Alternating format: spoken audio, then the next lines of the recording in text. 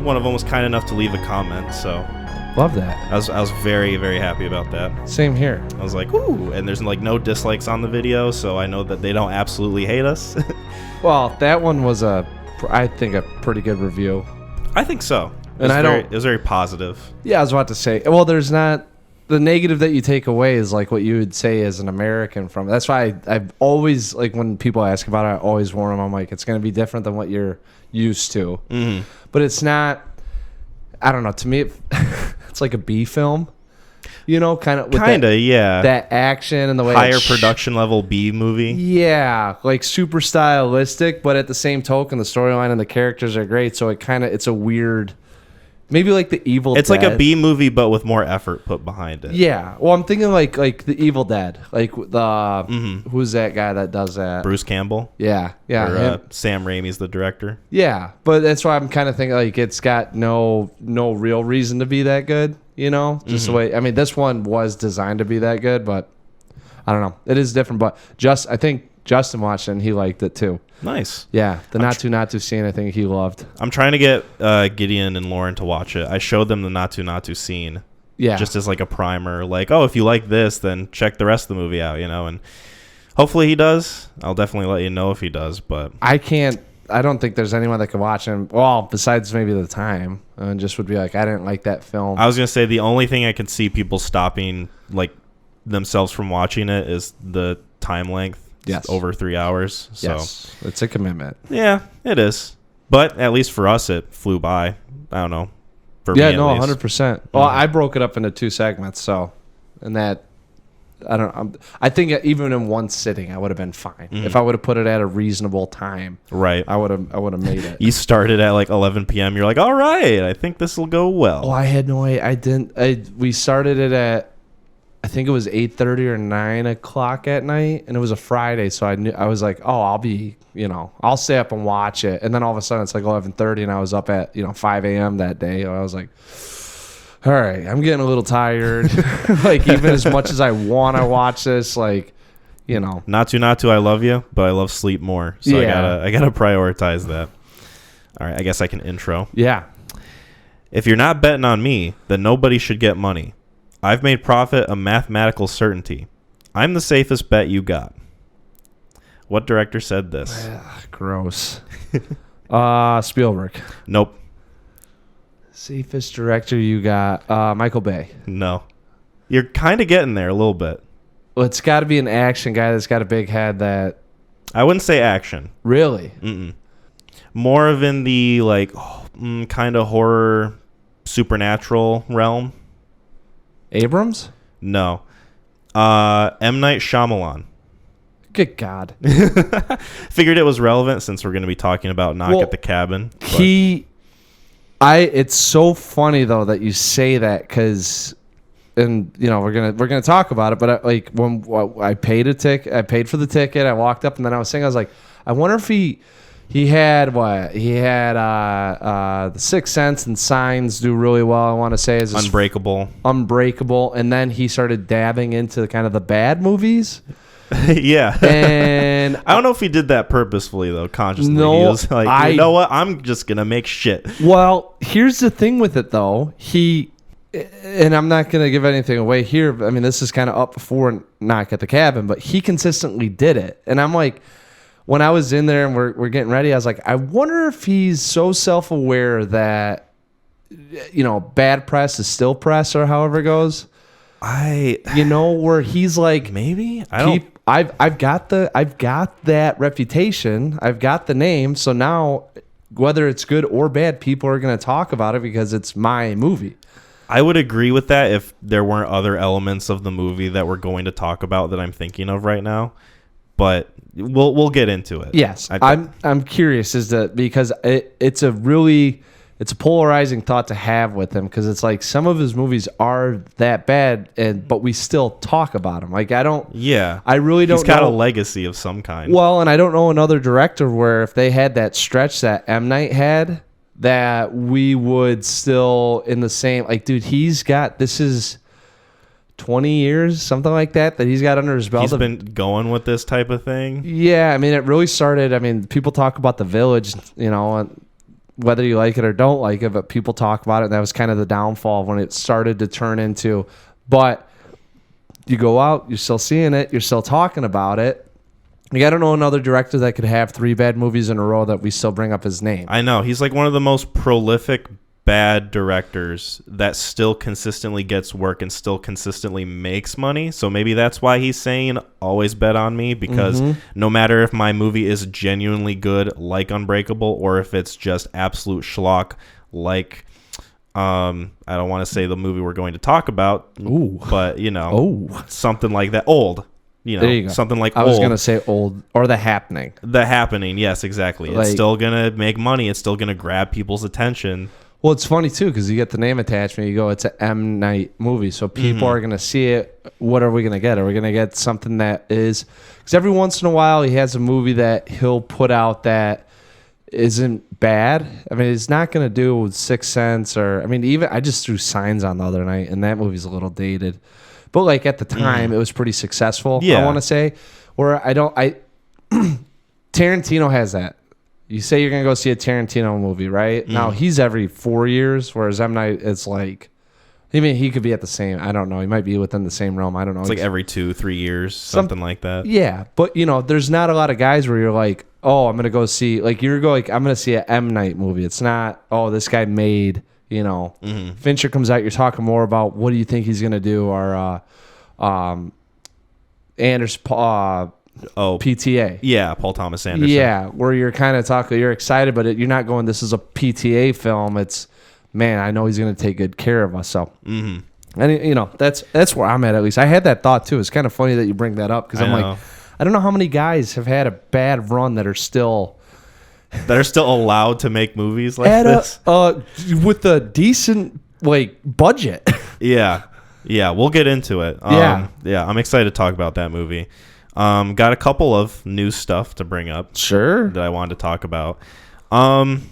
So the Netflix thing going on, Netflix has started rolling out policies to limit password sharing.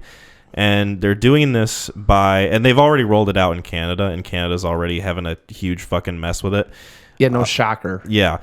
They're trying to make it so that you set your primary household as a way for Netflix to tell who can be allowed to use your account. Anyone over 40, listen up. Yeah.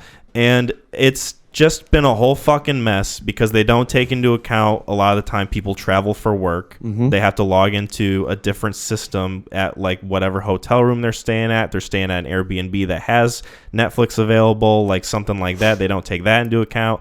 They don't take the fact that sometimes you set your primary home in like a room in your house, but then like, oh, in another room, it's technically not your primary household. Like that's become a whole fucking deal. So it's just been a whole mess, and people online have been like vocally negative about it, rightfully so, I would say. All the Gen Z or millennial, well, probably millennials, right? I don't know. Like there's 3 generations back to back to back within 6 years. Yeah, it's just been a whole big ordeal, and I'm curious as to how it's going to go in the U.S. I mean, I'm assuming it's going to go similar to how it's going in Canada right now.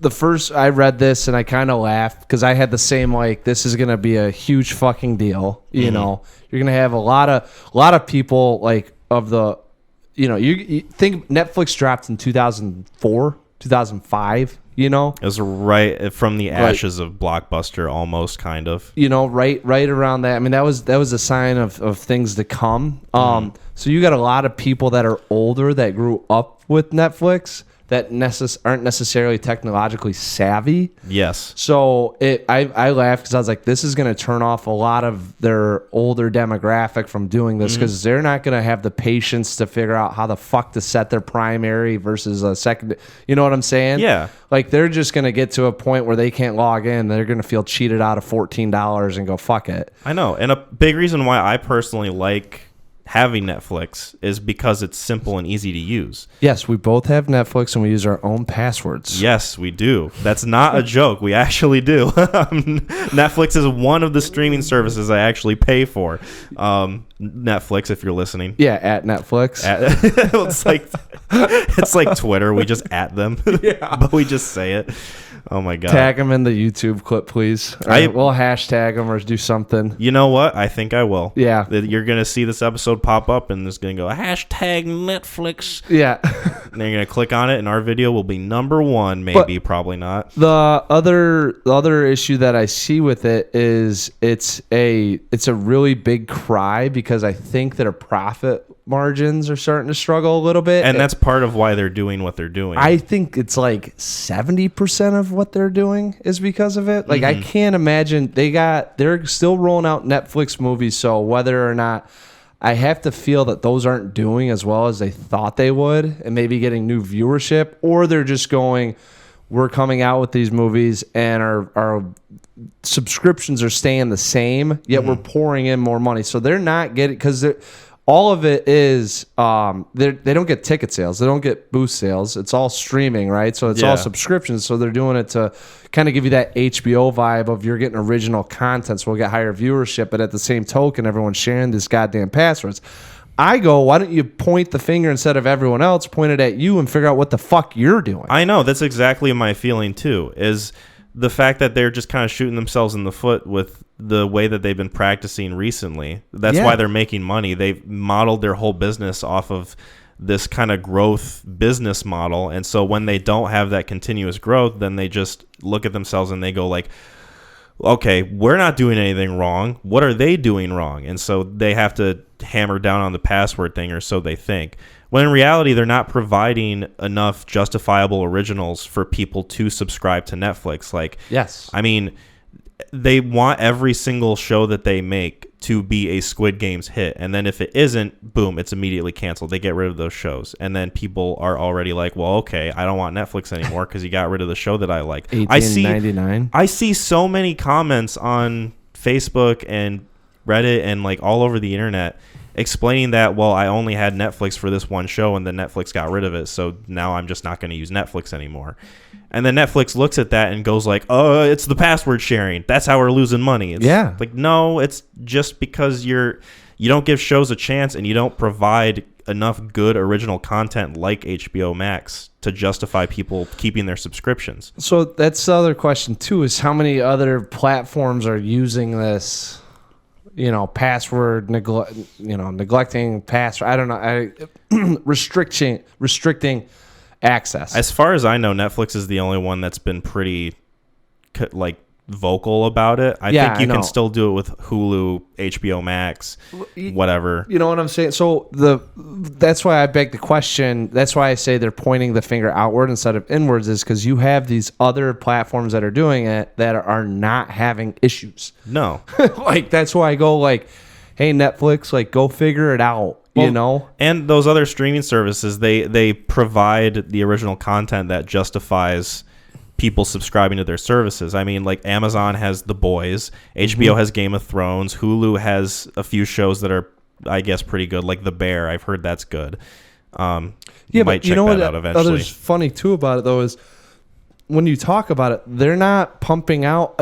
Dude, you can go on a Netflix and they probably have at least a 50 to 100 original pieces of content that they are producing. Yeah. You know how much money gets wrapped up into that? And that's what I'm saying. I don't really know if it's the ads, if it's what they need to do is go through and just start putting in the fucking ads like HBO does or whatever. Charge it at $8 a clip. If people are still sharing the passwords, great. No one's going to pay the $14 for the no ads. Everyone's going to go, I'll do the ads. And then you don't have that. I mean, it'd probably still have a problem. But you talk about Disney, you talk about Disney's its own thing too, because Marvel and Star Wars, you can do whatever you want with original. People just subscribe to that one just for the content. Exactly, and whatever pops up, everyone's gonna be like, "Fuck yes!" Because most of it is technically original content. They had a Guardians of the Galaxy Christmas thing that I didn't watch, but I just saw it and I was like, "This is awful." And there's probably a lot of people that this is their favorite movie of the year. Oh yeah, kids and families, they love that shit. Yeah. Marvel heads, they're all about it. They don't, and that's what I'm saying. Netflix doesn't have they don't have something to put their stamp on. Every once in a while that something comes up that's kind of cool, and then that's it, and then it's on to the next. You know, and I don't know. It feels like a volume game, but I don't know if they just played their hand wrong with how much money they thought they had, or what would drive with sales.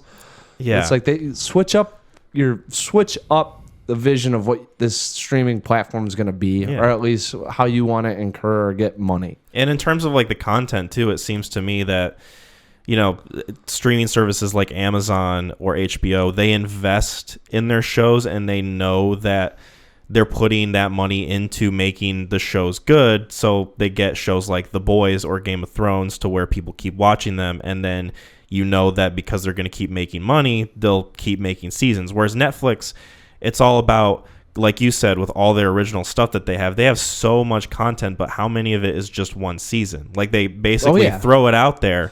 And they're like, hey, do you guys like this? You guys like this? I'm not like, look at how long it's been taking them to make Squid Game season 2. Like, Squid Game came with the idea that it was only going to be one season. The guy didn't even have any more plans to make the show after that. Yeah. And then Netflix was like, oh, this is the biggest cash cow that we've ever had. We need to invest money in this right now. Like, their business model after like Stranger Things was successful has just been like, let's see what sticks to the wall. It's well, and I'm not even talking about show. I mean, like, I'm talking about movies. Like, they got.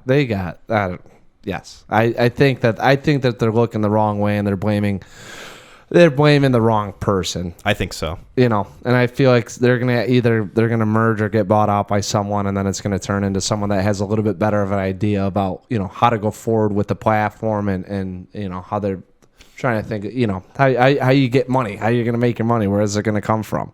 Yeah, because like right now, it just doesn't seem like they're in a good spot. No, and it's clear that they do not care about their customer base. They just care about their investors. Yeah, that's a big reason too. Well, I mean, if you're losing money, you're gonna probably look around and try to figure out what the problem is. And you know, I think that me personally, this seems to be issue number 3 or 4. That they just went to 1, and then you're gonna have the test run, and it's going bad in Canada. And when I read that they were gonna do this, I laughed and I was like, I don't know if this is gonna hit, because this definitely felt like we're gonna leak a lot of this information and get like a general consensus from our consumers about is this right or wrong, because they're really heavily. I think they get more, like you said with Squid Game, they're more part of the viral. If one of these things hit, it'll be great, you know. So that's where you get a lot of the content from. But like, you know, movies and TV shows really aren't volume based or content based. It's more like, when I say that, it's like we're gonna release 6 different things and we'll just drive eyes here by, you know, we'll give you a horror film, an action film, a thriller, a suspense, you know, drama. We're gonna throw those 5 out there. Maybe someone will like each of the ones. You know, 5 different people like 5 different ones, right? That's what I'm talking about. Appeal to a wide base. Whereas when you get with the HBO and with, you know, Amazon. And a lot of this original content, when we say content here, is more so of what's invested within the show and how good the show actually is. Exactly. Because like you're saying, one show like The Boys will probably drive better viewership than it will with 5 shitty movies that come out to Netflix. Exactly. And I think what they're doing right now is they're trying to get a feel, and they're using more of the reactionary stuff on how this is going to go. So I'm not lying. I'd be shocked if it happens, and if it hits, I feel like this will be something. Remember when IHOP was going to change their name? IHOB. Yeah, to wasn't International House of Burgers. Yeah, remember that? Yeah. And then they were like, "We're going to do this," and then it never came to fruition. Yeah. Yeah, I feel like this is the same thing. Leak it, see what happens, and then we'll get a better poll than we could with like you know, a panel of you know, what do you call that? Anyways. Yeah, Netflix is the IHOP of streaming services. I heard it here first. I definitely think that this was a ploy to get reactions. I wouldn't be surprised in the least bit. Yeah. Speaking of surprises, horror movies tend to surprise you. Oh. And there's a little bit of news going on about that. I just wanted to touch on real quick. All right. So do you know anything about the Backrooms or that whole thing about, you know, liminal space, internet kind of creepypasta stuff? You talking about like the black market? You talking like snuff films? No. What are we? No. There's this concept that I think was uploaded to 4chan called the Backrooms. Here we go. Well, it's kind of like the idea of it is you're living your life and you fall into the Backrooms, and it's like this endless sort of office space that you find yourself in and you can't get out of. It's very like liminal space kind of stuff you would see in your dreams sort of thing. And it's got like a whole mythos around it now. And this kid, and I say kid because he was 16 when he did this, made a YouTube horror movie short that is simply called Backrooms Found Footage, and he made it in Blender and like Adobe Softworks, so it's all like computer generated, but he put like this VCR filter over it so it looks really engaging. Yeah. And it's like a first person thing, and it's I think like 10-15 minutes long, and it's pretty interesting and it's pretty well made, especially for someone of his age. A24 picked up the rights to make a Backrooms full-length feature film using that kid as the director for the film that they want to make. The kid now being 17 years old. Okay. Which, I don't know, I thought that was interesting, and I thought that was pretty cool that they're giving this kid an opportunity to make a film under the banner of A24 and kind of, I don't know, let him have the control that they're letting him have. I don't know, I just wanted to gather your thoughts on it. Yeah, just kind of get your idea of that. Yeah, Backrooms, I'm not exactly sure I know what it is, but no, good for the kid. I think we're really getting to that point now where, you know, if you can become a Twitter millionaire. So I mean, there's more content out there, and there's less restrictions on how old you have to be for creative content. I think there's a difference between labor versus creative. And I think we were just kind of saying, all right, these kids, they don't know what they're doing yet, you know? So, I mean, well, I think of like football, and I think of the NIL stuff coming out. There's a lot of stuff that because a kid is a kid and hasn't have that maturity and understanding what he's doing monetarily or financially, don't hand him a bunch of money because it could create whatever. You know, his growth could be stunted, however you want to view it. Yeah. You know? And I think the idea is because James Wan is attached to it, and he's a producer on the movie. And I think the idea of it is the kid's going to be the air quotes director, but James Wan is probably going to make a lot of those decisions to kind of help him out and guide him along to make the movie that he wants to make, which I think would be really cool. And ideally that would play out that way. But I just wanted to bring it up just because I think it's cool that there's a lot of attention going to these small creative people that post their stuff on YouTube, like the guy who made Skinamarink.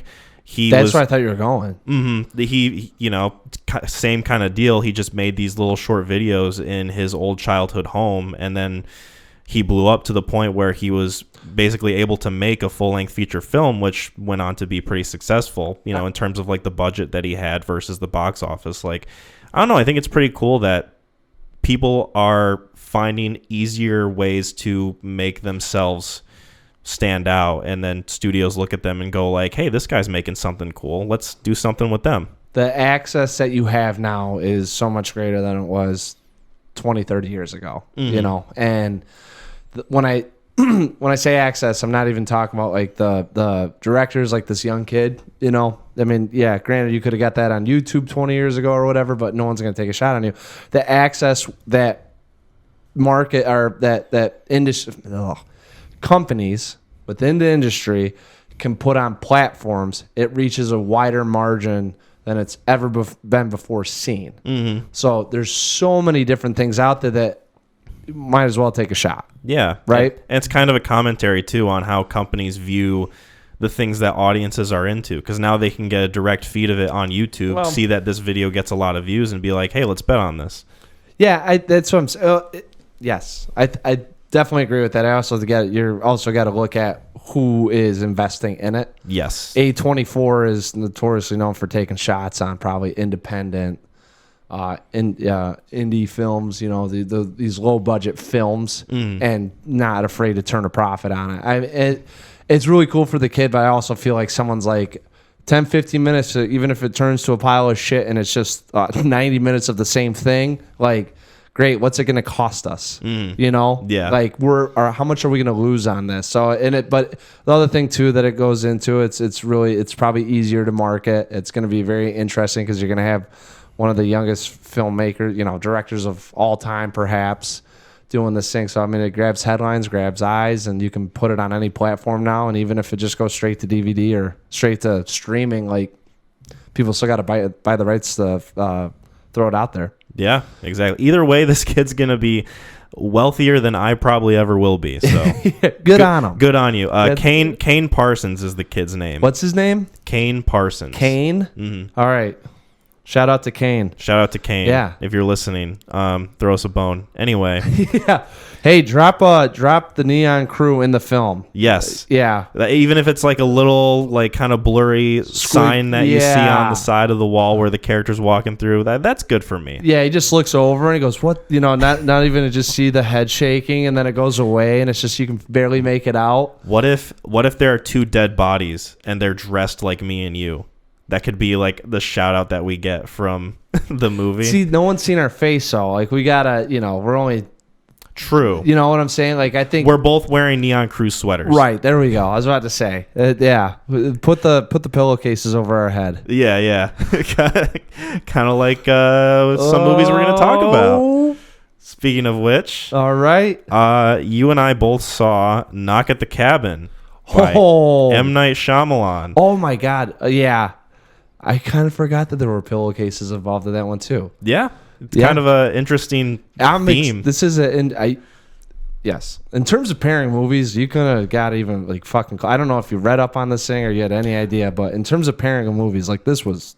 I just kind of had a hunch. I knew Home Invaders, and I knew there was going to be a sheet over a head at some point. That's basically what I was going off of. There we go. Yeah.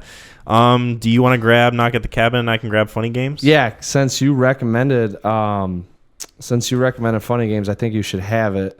Thank you very much. Yeah, that'd be a great one to sign you, and then I can do Knock at the Cabin because we both saw this recently. I don't know when you saw it. I saw it on Thursday. I saw this on Tuesday, I believe, so almost a week ago. Okay. Yeah. So it's still pretty fresh. In terms of what I've thought about this movie, not to say the things that it makes me feel. We'll get there. Yeah. So Knock at the Cabin, 2023, directed by M. Night, as formerly talked about, starring Dave Bautista as Leonard, Jonathan Groff as Eric, one of the gay dads, Rupert Grint, also known as Ron, and this one Ron Weasley. Yeah, Redmond. Oh my God. Poorly cast. They couldn't have. Yeah, I don't know why. We'll get into it. Let me get, and then a couple other ancillary characters. Very very tight crew, tight cast. All this is pretty much filmed within a day. So essentially, what it is opens up with the daughter, this little 5-6-year-old Asian girl. She's probably maybe 7. I don't know, somewhere in that realm, in between, probably 1st and 3rd grade, collecting grasshoppers. And Dave Bautista just strolls up, very kindly talking to her in a gentle voice, and wants to get to know her. And it's odd, and then he just apologizes and said, "I need you to go inside, but we're gonna come and knock on the door, and you got to let us in, and we have to explain what's going on." So. She runs in, tells the dads, and they're a little nervous, and they start knocking. And they forcefully let themselves in, explain the situation to the family as they tie him up, that they are having visions, and that there's going to be 3 or 4 plagues unleashed on the world, bringing upon the apocalypse if they don't make a choice. And we're at spoilers, so if you haven't seen this, you can turn this, pause it and. Spoilers for Knock at the Cabin. Yeah.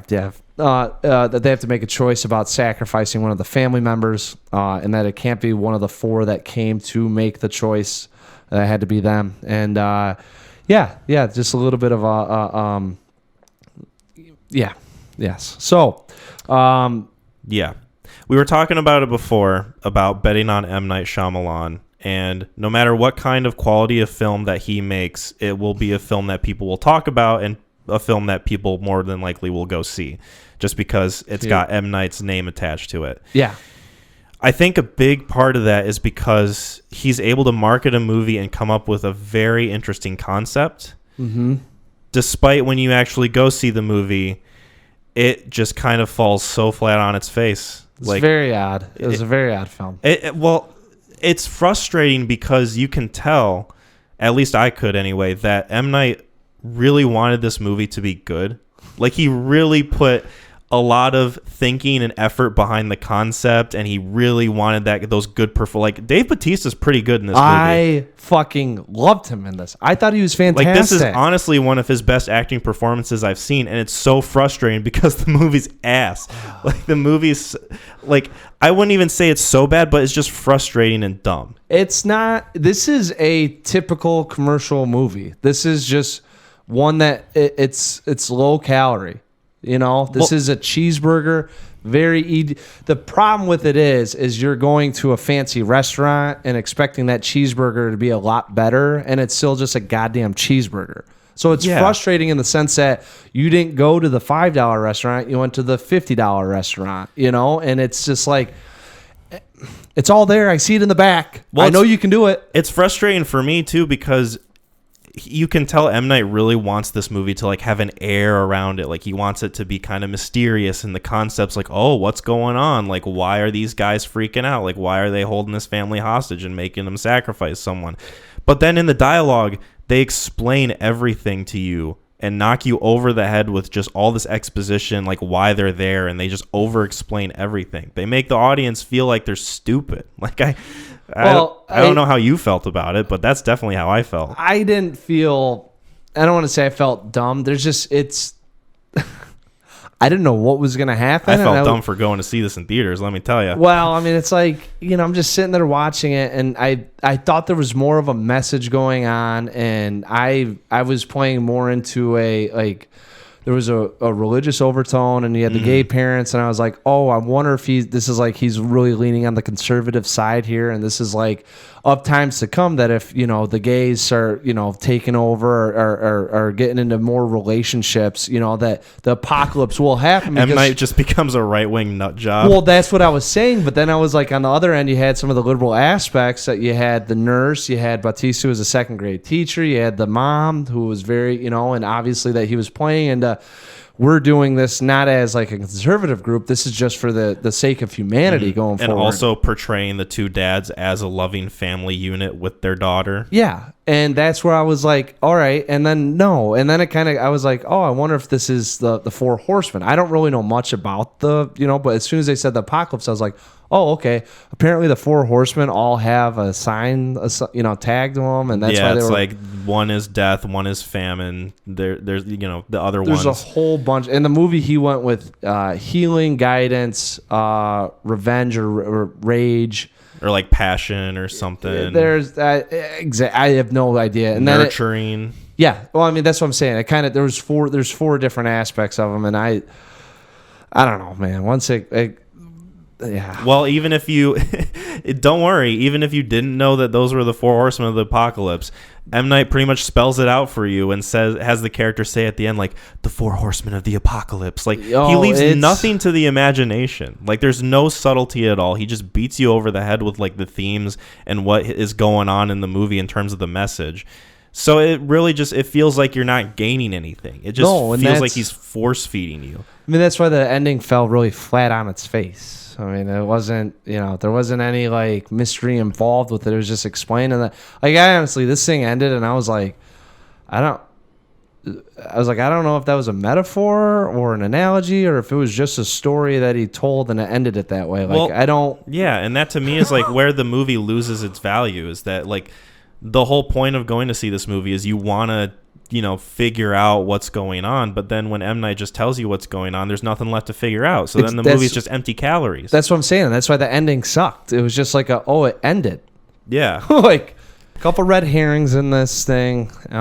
They do keep you guessing. I mean, for me, I guess maybe it turned more into my own interpretation of what was going on, or guessing, or maybe, I mean, I'm probably just a normal audience member thinking like, all right, is this really where it's going? Once the apocalypse kind of rang in, if you're have any biblical sense, I think as soon as they say the apocalypse, you probably figured they're the Four Horsemen. Like, I really know nothing about it, and I was like, but I think about halfway through this thing, or a third after the first Redmond. I know Redmond. He's the guy that was at the bar. Like, once I was like, oh, I think these are like the four horsemen. And then I was thinking, all right, maybe it's another thing. Maybe these guys are actually, Yeah, like I would have so much liked to have there be a little more doubt as to like their intentions and have it be a little more subtle in that way, because that would have been so fun for me to guess, like, are these guys legitimately crazy, or is there some merit to what's going on? I don't know why they couldn't do it. They had Redmond as a red herring, right? And he was obviously whatever he said, because I read up on, I mean, he was supposed to be a revenge or rage or whatever it was, but he's the one at the bar. Batista's the bartender. The chick with the mom that does the cook, she's the line cook in the back, right? Nurse is the one that fixes the guy up. All tied together with this event of this hate crime that happened, right? Simple enough. Mm-hmm. They don't do anything. They just they have Redmond in there, and it's just Redmond. That was it. And well, that whole purpose is to make you think like, oh, they have nefarious reasons. But then you start seeing on the news all these events that are happening in correlation to what's going on in the cabin. It's like, well, okay, there's very little room for doubt now. It's very well. There was the one thing that it said pre-recorded on with the, I think it was the plane. It was the planes going down, or it was the virus breaking out. I think it was the virus thing. Yeah, because they said it was pre-recorded, and like it says up there in the big, whatever. And I was like, oh, okay, maybe, I don't know how they're simultaneously broadcasting to this cabin though. Yeah. Like how do they link this up? They literally just showed up. Yeah. The points of contention are Redmond attacked Andrew. The message on the TV said pre-recorded, and then the third one being, we're supposed to naturally side with the family that's being victimized right now, and Andrew being pissed off and fighting against it the whole time is something that we're supposed to like kind of side with. You know?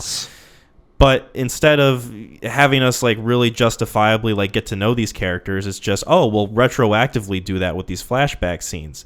And so that way you'll have some attachment to them. It's like, but we're already in this situation. We're already seeing these characters, and like there's nothing to go off of until you get to those flashback scenes. And until then, you just have a surface level knowledge of who they are. They're just cookie cutter, like one-dimensional gay couple character. Yeah. Like, there's nothing about the flashbacks didn't even really do much. No, they didn't. It was so fun. I think after the second or third, like the parents, where they met the parents, and they were like, I told you, they drove 7 hours. They drove 7 hours here, and then they left. They stayed for 30 minutes. He's like, oh, okay, I'll call him. Like, whatever. And I was like, what are we supposed to feel bad? Or like, yeah, that's their attempt at like giving them characterization and making them sympathetic, but aren't they already sympathetic being tied up and held hostage? Well, not only that, but they don't even do a good job in the flashback scenes of having that happen. Like they have them meet the parents or whatever, and then it doesn't even become about like them as people. It just becomes about like their struggle as a gay couple. And then really the most characterization you get is that like really on the nose line delivery of them in the bar going like, you have anger issues. Well, you're too uptight, or like whatever. Like that's supposed to be like the characterization we get of them, but we already know that. that was 3/4 of the way through the film. Exactly. That's why like I was really hoping that like Redmond being, I wanted all of it to be a red herring, the situation, but they could have had, that's what pissed me off. I'm like, you have Batista's a bartender, and they might have had it set up that way so us are as a mystery trying to pencil them into those spots at the bar. I don't know if that was the case or not, but I'm like, how hard would it have been to show Batista there and to show the line cook coming out and be like, oh fuck, you got to call the cops, and then rushing back and having the chick, the black chick that was in it, working on him at the hospital. Like, and then how their lives were impacted by this hate crime that happened that he started, and then it kind of gets into have it be a more like character connective thing instead, because like other than Redmond, like they're all total strangers at the beginning of the movie. They still are. They really don't know each other even after that. They just had the visions together, and they're like, we just met up here. Exactly. Have it slowly reveal that, hey, there have been personal stakes from the get-go, but then it also happens that the shit that they're talking about could actually be real. And that's why I just got pissed off. I was like, oh, he's got like 3 or 4 red herrings in this film, and I was like, that's where we're at now. We're trying to keep the intrigue going. Is like you're just fucking throwing this stuff in here for no reason, and then it doesn't even make sense. No, it doesn't. what we touched on it a little bit earlier, but Dave Bautista in this movie is really good. Oh yeah, fantastic. His acting's amazing, and I think it's probably one of the more natural characters that I've seen in an M. Night movie in quite some time, just in terms of like how he behaves in the movie. He behaves like a genuine human being. Oh, dude, I was kind of like laughing. I was like, I have a hard time believing he's a second grade teacher, but then they said gym teacher. Yeah, but I mean, it's still the same. Like the way he was carrying on and doing things, he felt very natural. Like he felt like he could have been a second grade teacher. Like sometimes when people label out what they do, it's like, oh, like okay, you're just saying that because it's a script. But it's not like Mark Wahlberg in The Happening where you have to believe he's a science teacher. Oh my god. Come on, guys, take an interest in science. Hey, say hi to your mom for me. Yeah, no, he was fantastic. I mean, at the very beginning of this film, when he walks up, you really don't, and that's the funny thing too, is you don't know what the intentions are, and everything's kind of conflicted. Yeah, with what you're seeing too. So that there's like I said, I think this movie started out strong.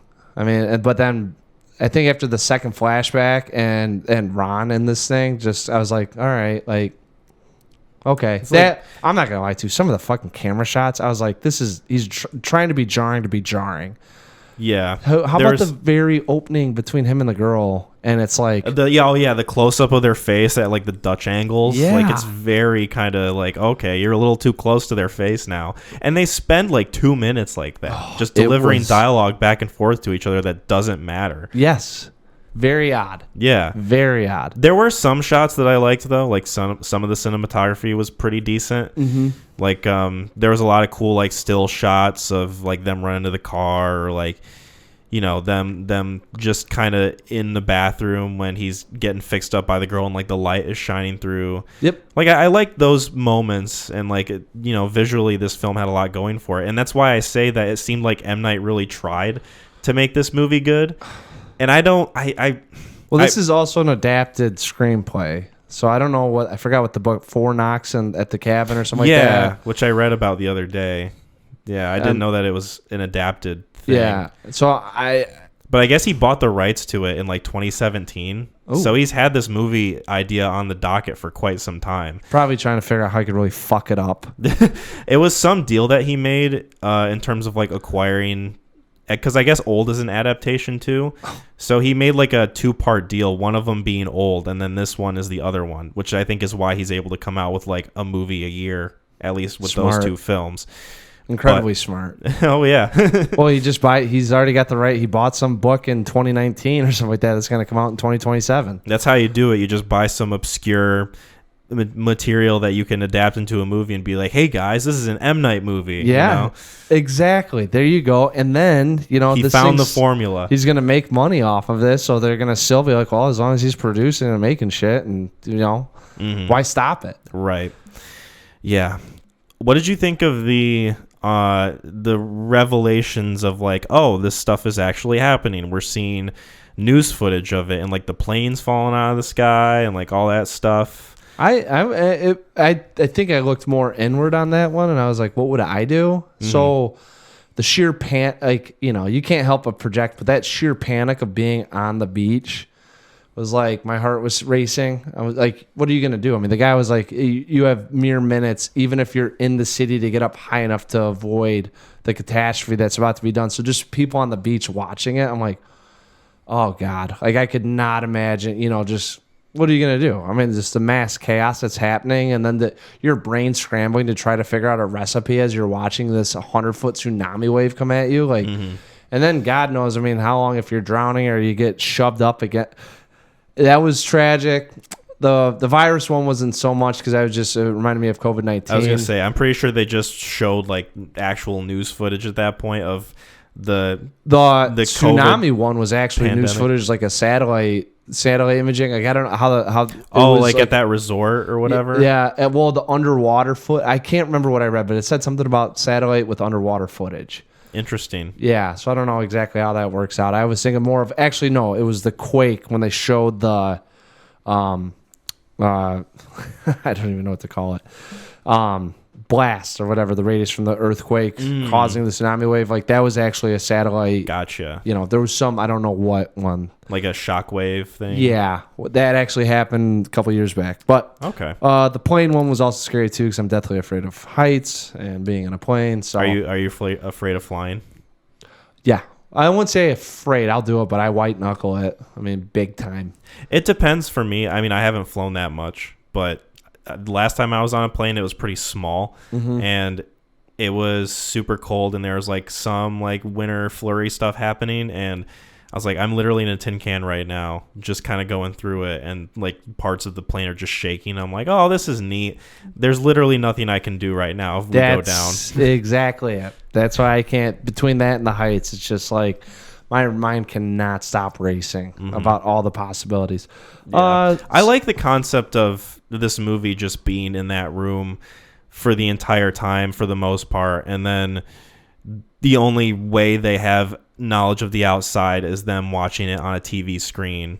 Like, I like that in concept, and I like the idea, and like some of the execution stuff with it was fine. Some of it I thought went a little too long for my liking. Like, they showed the tsunami scene and then they just kept showing tsunami stuff for like another minute and a half, 2 minutes. I was like, all right, we get it. Like, let's move on. Yeah. And that's kind of how I felt with a lot of aspects of this movie. Just the dialogue, the exposition. Like, all right, we get it. Let's go on to the next thing. I was about to say, I don't think they had.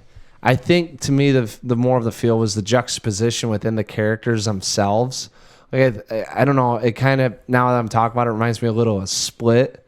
You know, everyone talks about James McAvoy's performance and that being awesome, and no doubt about it, he was good. You know, I mean, he portrays 33 different characters with very minimal character development behind them, besides like one or two sentences. You know.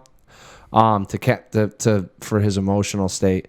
So the juxtaposition between these guys being very, like Dave Bautista being a second grade teacher, very caring, like a lot of his conversation, you feel like he's a kindred soul. Yeah. And then you get into him doing what he does to Ron.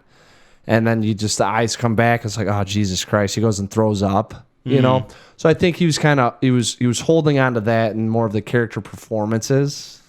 Yeah. Yeah, but I would have liked that whole gang even more if they had a little bit more mystery left to them. But literally, their first scene all together standing there is like one of them stands up and is like, "Hi, my name's Redmond. This is my entire life. This is what I'm about." It's like, cool. Is that how we're supposed to get attached to these characters? We're just supposed to know who they are. Like, I get why he did it, but I mean, it was so cheap to me. It's a very interesting way, because I mean, what they are saying is like, you have to convince these people to sacrifice one of them for the world. Like, that's not an easy task, right? You know, and I get, but now that we're even talking about it, wouldn't it even be even more mysterious if they don't do that? They kill him because, I mean, he's just the one up. And then you're watching the stuff, because then there's still a little bit of mystery on what's going on. Is this pre-recorded? Is this, you know? And then you learn more about the characters as they're there with the people, and then you get to see what Redmond did. So now you're really questioning, because you never heard who he was. You just see that the only connection he has with the two characters now is that he hit one of them in the head with a beer bottle. Yeah. So then it's really like, all right, did he orchestrate this more? And then maybe you learn more about the visions that they have, and them being just as confused, because they really are like, we are confused, but this has to be done. You know, like, have them even as characters being like, we're not sure if this is right or wrong. You know, but they don't. It's really just like laid out for you. Yeah, like they're so. Like, M. Night just wanted to make it so that, okay, we have to have these characters explain who they are so that the other characters can maybe sympathize with them. So when they have to kill that character, then the other characters will be like, no, don't kill her. She has a kid or whatever. And they're like, no, don't kill him. He's a gym teacher. He has like all these kids that he has to look after. It's like, no, they should have just restructured it and like made it have a little bit more mystery so that we can dive in. Let us learn. Let us learn what's going on, and don't treat us like idiots. Like, that's my biggest thing. If they would have had us in the same, we were supposed to be in the same role. Well, here's the thing. That's what I'm saying. We were supposed to be in the same role as the two gay dads, right? But they literally take us out, and we are now watching it through a glass, you know, a glass case. So we're just watching all these, as opposed to being the point of view and sympathizing and relating to the ones in the chairs.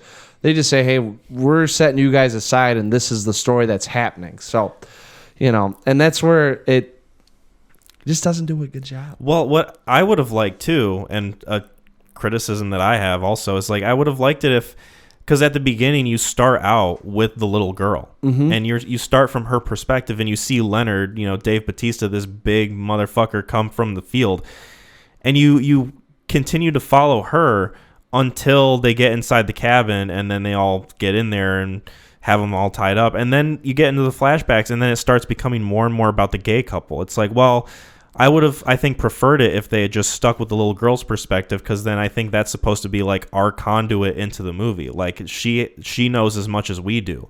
Yeah. And then from there, have it be more about her experiencing these things and like the trauma she's going through, and like ultimately the perspective of like, oh, this stuff actually is happening, and my dads have to make this choice. Well, she was part of the choice too, right? As much as they take her out of it,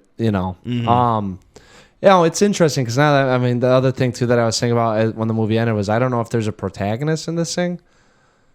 Right. Like it kind of it makes it also tries to make it more complicated by making you think like, oh, who are we following? Like, are we following this gay guy? Or are we following this gay guy? One's angry and one's uptight. Like, not only that, but even the antagonists of the films that are doing this, it's outside of their control and what they're doing. So it's not really like, maybe they're what do you call them, like sympathetic villains. Like, yeah, like I don't even know, because like when I talk about Bautista in this, I'm never in a negative light, like talking about them. Like they're not villains. That's what I'm saying. Yeah. So like, is there, without that, there's no protagonist then, right? Like we're like the whole structure of it. Like Dave Bautista's the first build.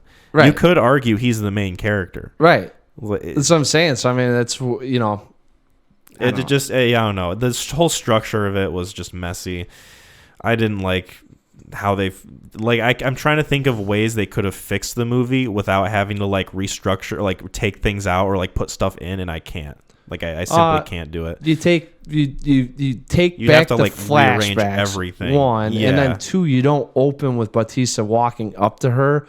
You have them as a family doing that thing in the lake they did. Mm-hmm. Open up with that. Yeah. Open up with just, you see the car coming in and them running off, and then you see like them, they're walking with the stereo playing the song, they're all dancing, and it's like, oh, let's jump in the lake. And then it's like, obviously this is a loving family. So then now all of a sudden when Bautista comes up, he's this mountain of a man, and he's acting like, all right, like what's he gonna do, this loving family? Yeah, he's acting really strangely. There's nothing, they don't really set up anything. They just they say we're not doing this stuff, and you really don't know how their relationship is inside the cabin. And so I'm saying it was really odd. It's just odd. Yeah. It was very odd. So and then like you're saying, now you're putting it in the hands of the events that are happening in the storytelling, which falls flat on its face. 100%. And you're just kind of left with this movie that you're just watching images happen and going through, and I don't know who I'm rooting for. Whose performance was worse, Andrew or Ron or Redmond? Ooh, I don't know. I thought I liked Ron Weasley's Missouri accent. I thought that was kind of funny. He annoyed the fuck out of me so much. Oh my god, dude! When he starts show, he's like, "Hey, we gotta get in there." It's like, hey, Rupert, not as sick now, not as sick. It's like, well, I can't do it then, mate. All right, I just don't know how. It's like, I'm not. I don't know if I can portray a Southern American that well. Like, dude, every time he was screaming and getting angry, I was like, he's more so just frustrated with himself, trying not to let his English accent break out. Yeah, he's like, God damn it, I'm trying to get in this house. Yeah, but he still even would like come up, like that English accent would slip through every once in a while. It was so cringeworthy. And my name is Redmond. Yeah, yeah. And I'm like, just thinking, like, why him? I know. Why him? What? Or here you go. Make one of the gay dudes British, and then have them go in a pub in the UK, and then Rupert can still be a homophobic bigot, and then he doesn't have to have a Missouri accent, right? How hard is that? It was the weirdest. Like all of a sudden he's in it and he's just pissed off, and I'm like, It's really throwing me off right now because I know he's trying like hell not to sound. And then the thing was, he's like, we live in Boston. I live in Boston, so he's not even close. No, I'd still say, despite the accent shit, I'd still say Andrew was a worse actor. Oh my god, he was just so one note. Like all he was pissed off guy, and he wasn't even super convincing in that way. No, he wasn't. He was very articulate, and he like his dialect. I mean, everything was like very. I don't know why you're doing this. This is nuts. Yeah, like the delivery was just weird. Well, yeah, because he's like, you're trying to be mad. Trying to be mad and you know, like, but at the same token, you can't, like, I get mad and it's like, I don't know half the words Max said. He just, like, everything was a run-on sentence there, you know, and it kind of slurred a little bit. Yeah, there's like spit coming out. Yeah. There's like some nacho cheese stuck in his teeth. Like I couldn't understand it past that. Yeah, and then it's like, but he was like, I'm upset. This is ridiculous. I don't know what we're doing You here. guys cannot keep us here. You have to let us go. Yeah. Don't you see what you're doing is wrong? Yes. It was, I was like, I don't know if I'd enunciate that much in a situation like that. That's the whole point. And yeah. He was driving me nuts. I like Jonathan Groff in this too, though. I thought he was fantastic. I like him a lot from his other stuff. But he was good. I liked him. You know, him being very kind and gentle and sweet. You know, and coming. He felt more of a character than Andrew did. 100%. Like I don't like they just kind of got together, and I was like, all right, I believe Jonathan Groff cares about this dude. The other one, I'm like, I don't. You know, you're just kind of upset and angry the whole time. Yeah, and like I kind of fault that as part of the writing too. Like that, M. Night didn't do him really many favors by just making his character pissed off gay dude the entire time. Yeah. So he really jaded. I can't blame him 100%. Act like you'd be really just jaded right now. That's it. You're just jaded. You hate everyone except your lover. Like that's it. That's all I want. Just act like that, but make sure we can understand what you're saying. Yeah. So that whole movie's just frustrating. Yeah. I left the theater and I called Megan immediately and I'm like, I need to rant about this movie for however long it takes me to drive home because I need to get it out. Yeah. Yeah, she's going to listen to this twice now. Yeah. It's probably worse after the film. Yeah. I don't think I was as mad as you. I was more confused by the ending. I just like it was done, and then like the sky started clearing. It's just very anticlimactic. Yeah, like, it was kind of like oh cool, we solved the issue. Like there's nothing more to it. The climax was the gunshot, and then all of a sudden it was just over, and you're supposed to which was really funny because then it's like we're supposed to sympathize with this guy and what he had to do, but at the same token, we never really learned or got to understand or care about him. I just remembered the flash forward that they had in the movie where he's like older. But the daughter's like older too. Yeah. For some reason, like his makeup and like the hair that they try to give him, like it I'm not convinced. Like he still looks like a young dude to me in that flash forward. It's 20 years from now, so I mean he was probably in his 50s. You know where we're going at. Yeah, and then like they show the daughter, man, and they're like, "Hey, let's go for a stroll." It's like cool, even though it's 20 years later, like. They would have been traumatized from what happened. Like they would have to go through like years of therapy. I'm not gonna. That was one. It was my boy Jay Groff, going through and explaining that, and this is what he saw the vision was. But yeah, it was just kind of like more unnecessary. You're explaining it. They could have held the camera just on him going through, and I think that would have been more sentimental because then it leaves it up to us what we see. Mm-hmm. And we're projecting, and the same token, we're going, this is what this guy's projecting, Yeah. But no, I mean, in terms of what M. Night needs to do, he's got to show you. Yeah, let's make sure that they understand that this is what he's saying. Just in case they're stupid. Yeah. God. Was there anything else you wanted to touch on with this before we move on? No, because I think this is like 2 hours. I will say that the pacing of it, now this is one of those things. It will be fairly similar to about another one that we're about to talk about. Well, in terms of, shots, but here's the thing from what I've read, though, between Funny Games and this one, is that this one, I think, was done to try to keep it at a PG-13 level and just couldn't do it, as opposed to what Funny Games sets out to do. So when I saw it, I was like, this is very unique that we're some of what's happening on screen. Because a lot of, there's some shots in this stuff, too, where the person talking is off-center. Mm-hmm. Like they're holding a static shot, but it's... I don't know if it's supposed to create uneasiness. I mean, this whole thing. There's supposed to be like a disassociation there. I think like, oh, there's like just this disembodied voice, and it almost feels like because the character we're focusing on is in a position of vulnerability and they're not really in control. The voice that they hear off screen, I think, is supposed to indicate like some sort of abstract concept of like, oh, is this like God talking to me? Like, is this interesting? Yeah. At least from what I would think of it anyway. I mean, I guess I don't really know. I just thought I thought it was unique and odd, and it reminded me a little bit of what we're about to talk to next. And so I feel like, honestly, this is like a very cleaned up. Hey, I liked funny games, but like I want to make sure that 15-year-old kids can watch it and not really get spooked. Can I not feel icky after I watch it? Yeah. Well, the whole thing, the most, I think the most horrific one. So, Redmond was probably the worst, right? He in terms of like brutality. Yeah. And for me, the most horrific one was Bautista. Yes, because he was slits his throat at the end. Yeah, but if one, it's off, you don't see it, you just see the blood. But two, I mean, in terms of who he was and what he was setting out to accomplish, and really, like I said, I was hoping that he would survive. Like it's like, oh, I see where all this is going. Well, it's weird too, because like, and this isn't a criticism, just something I was thinking during that scene. Was they're slowly zooming in on just like his torso with like the arm holding the knife. Mm-hmm. And I thought that what they were going to do is they were going to have him like slit his wrists. So yes. I'm like, oh, they're going to actually show us him slitting his wrist. But no, he like brings the knife up and he slits his throat.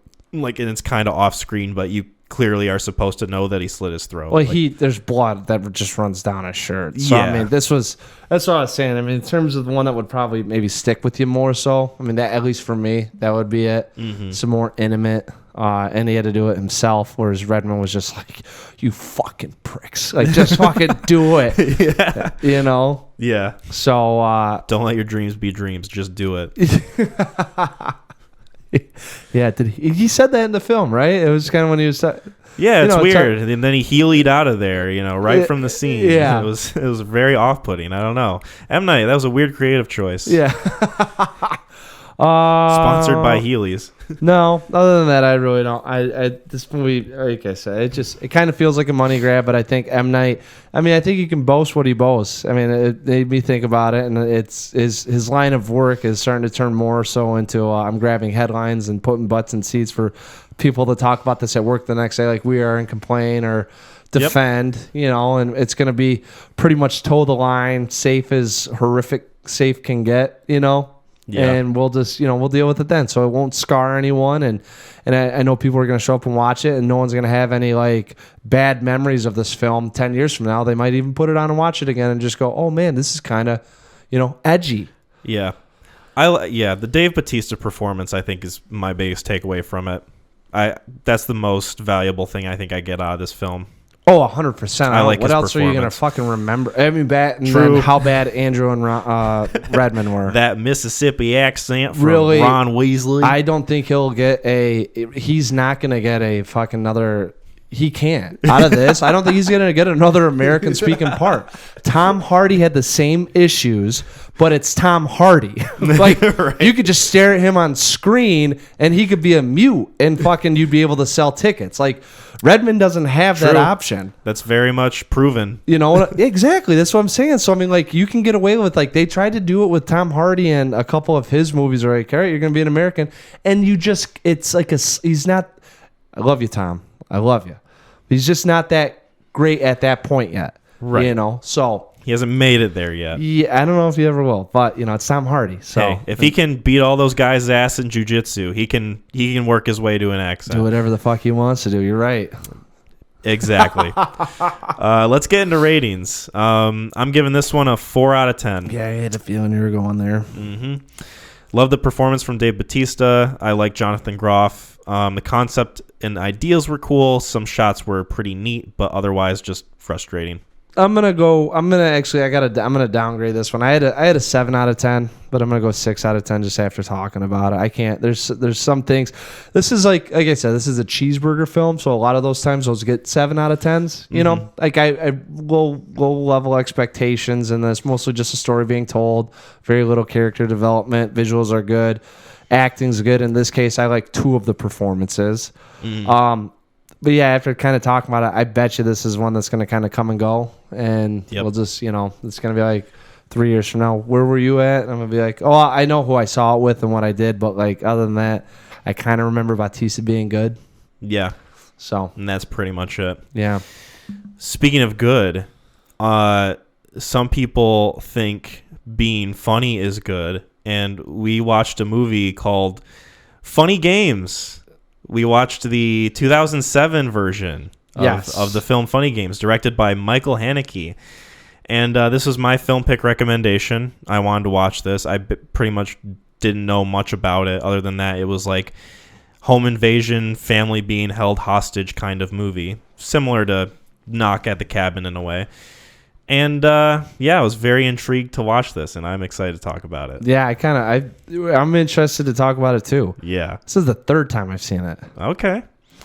Well, we'll get right into it then. I can describe this. So this is directed by Michael Haneke, like I said. It is a shot-for-shot remake of the 1997 Austrian film that was also directed by Michael Haneke and stars, pull up the cast list, Naomi Watts as Anne, Tim Roth as George, and Devin Gearhart as Georgie, and they play a family unit that is going on vacation to their vacation home, and they meet these two characters, these two nice-looking, friendly-looking young men, Paul and Peter. Paul played by Michael Pitt and Peter played by Brady Corbett. And they soon figure out that Paul and Peter have a little bit more nefarious intentions with their visit to their house and find themselves being held hostage by them.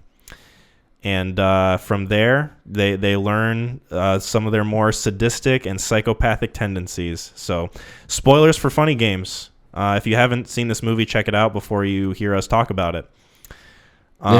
Yeah. So I'm curious about your experience with this, since you said you've seen it 3 times already. Yeah. Okay. Yeah. Including for the podcast. Yeah. So we had this book.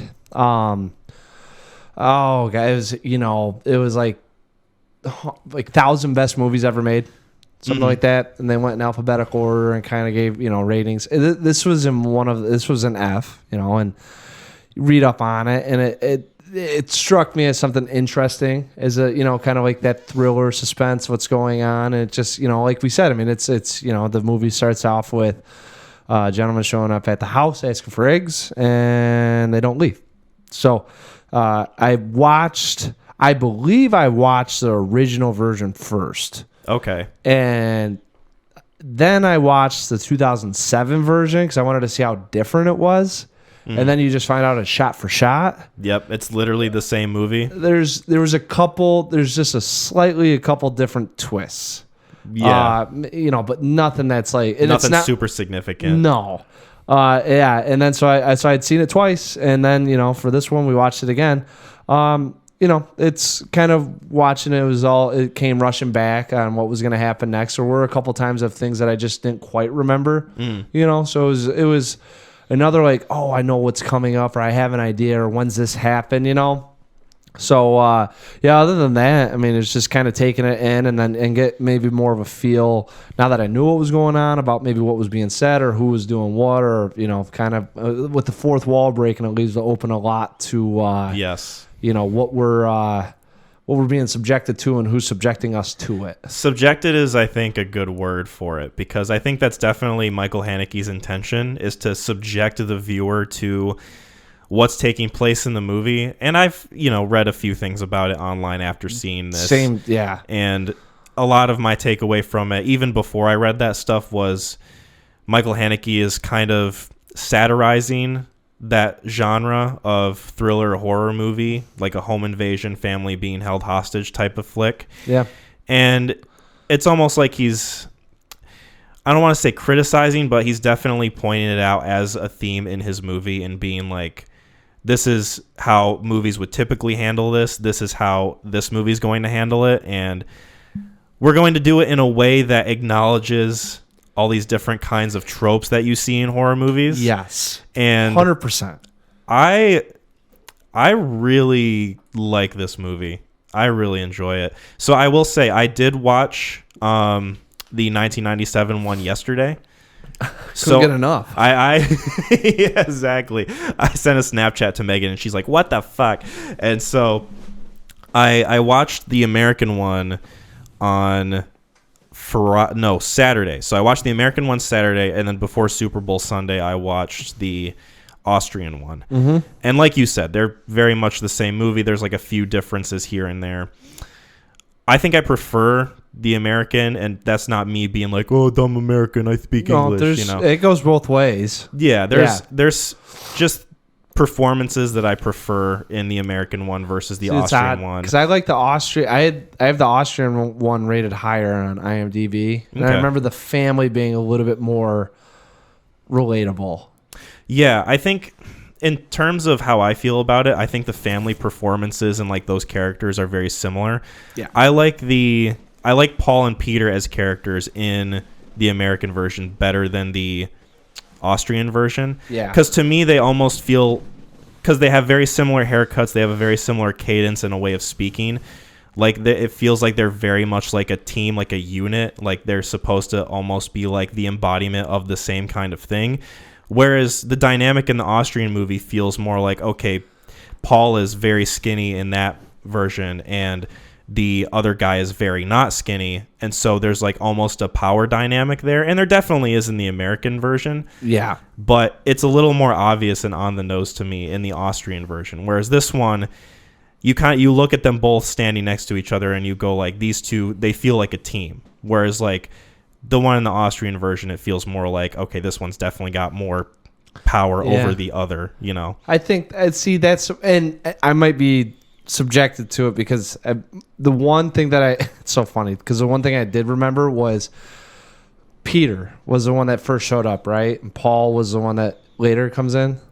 Paul was with Fred when he went to meet Tim Roth outside, when he went to meet George outside. Right, that's what I'm saying. Paul's the first one that shows up to get the eggs. Peter's the first one to show up to get the eggs. Okay, yeah. So Peter, the big thing that I remember, it was funny because Peter in both of them I thought was the bumbling sidekick. So even in this one, I still felt like, and I think it's because I watched the first one first. I don't know how I'd feel if I would have watched the American one first, because that's the one thing that I was like, I never cared for his character, and I thought I might like him. I liked him a little bit more this time around, you know. But I just remember Paul being the more domineering one. Yeah, and that's kind of, I mean, it showed up again.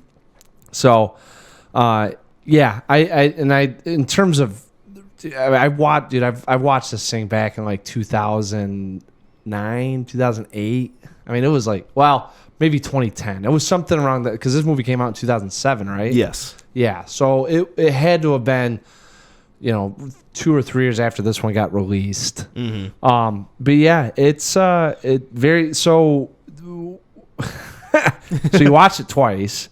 Essentially, yes. Yeah.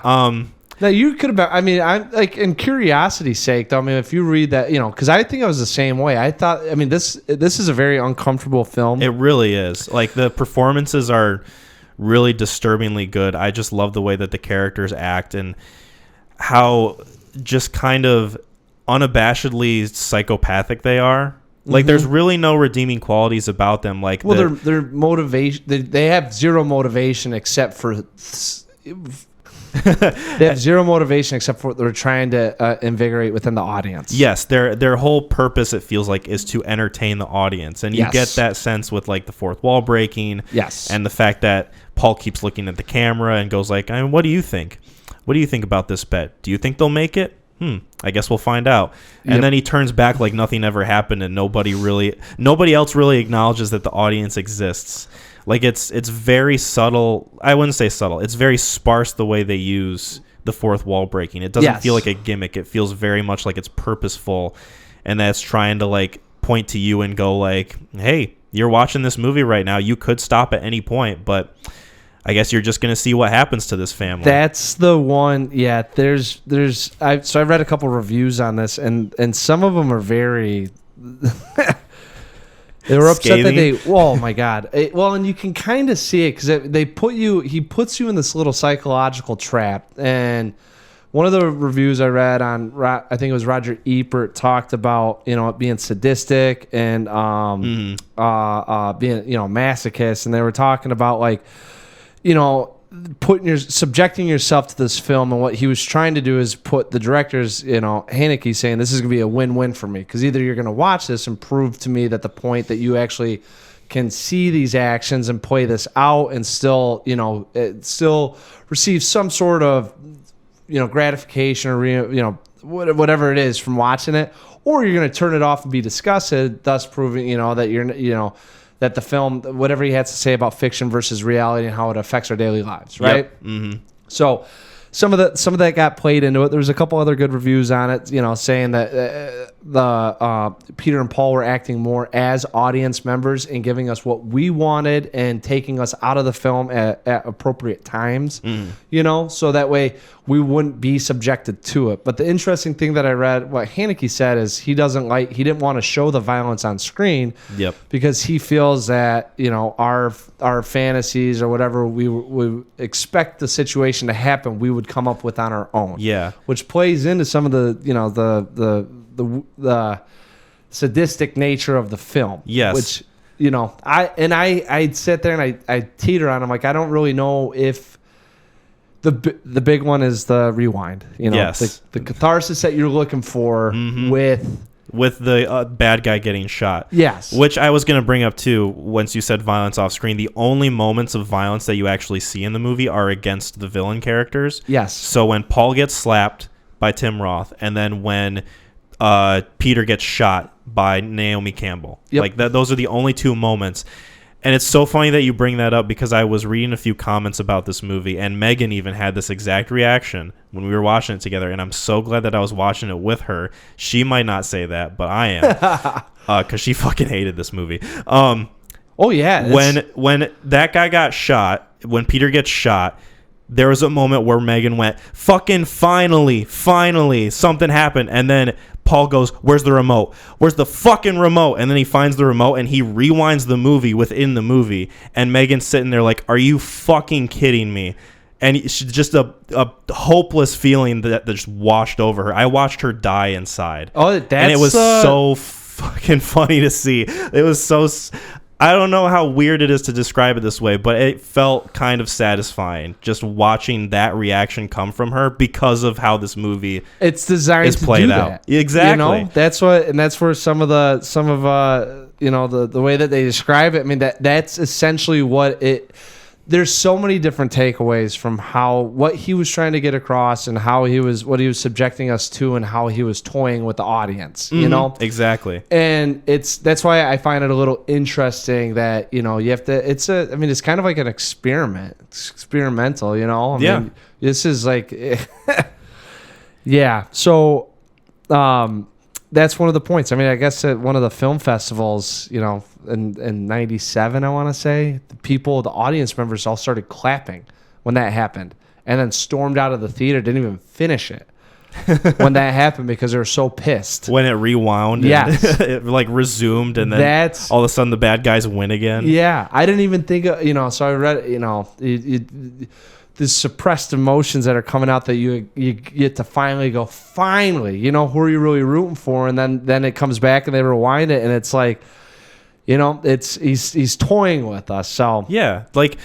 there's a few different angles with this movie that I think you can get out of it, and that's why I really like it, is because you can look at it as Michael Haneke is trying to show you, hey, this movie doesn't have any, and this is a big conversation I was having with Megan yesterday too, is does a movie have to have some sort of value in order to be a good movie or a movie worth watching, or can it be a movie like Funny Games where you essentially the most value you get out of it is like the satirization of like what he's doing with the genre, but other than that, like as a movie, it's really not giving you any positive message. It's not really giving you any sort of lesson to take away from it. There's not anything like that's beneath the surface that you can take away from it and go like, oh, I can apply this to my life. Like there's nothing really there.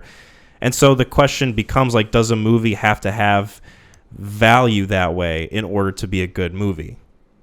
or is it necessarily just what you get out of it? Because I tend to gravitate towards the latter. I think it's what the director intends to do and what he's trying to provoke. Exactly. It's art. So I mean, that's why. I mean, for me, that's why I stay away from some stuff, because I'm like, I know what they're trying to get out of me, and I don't want to. I'm not going to subject myself, because like this one. I mean, what do you get out of this? Like you said, in everyday life. I mean, this is to some extent an empty calorie. Now, if you talk about just the movie itself, and this is why I gave it good ratings, is because I mean what the director sought out to do and what he meant to capture, and for me to have this and understand some of the I don't want to say themes, but just have seen it and talk about it and discuss it. Like it's thought provoking. It is. Now it makes you think about yourself and how you view movies of that genre.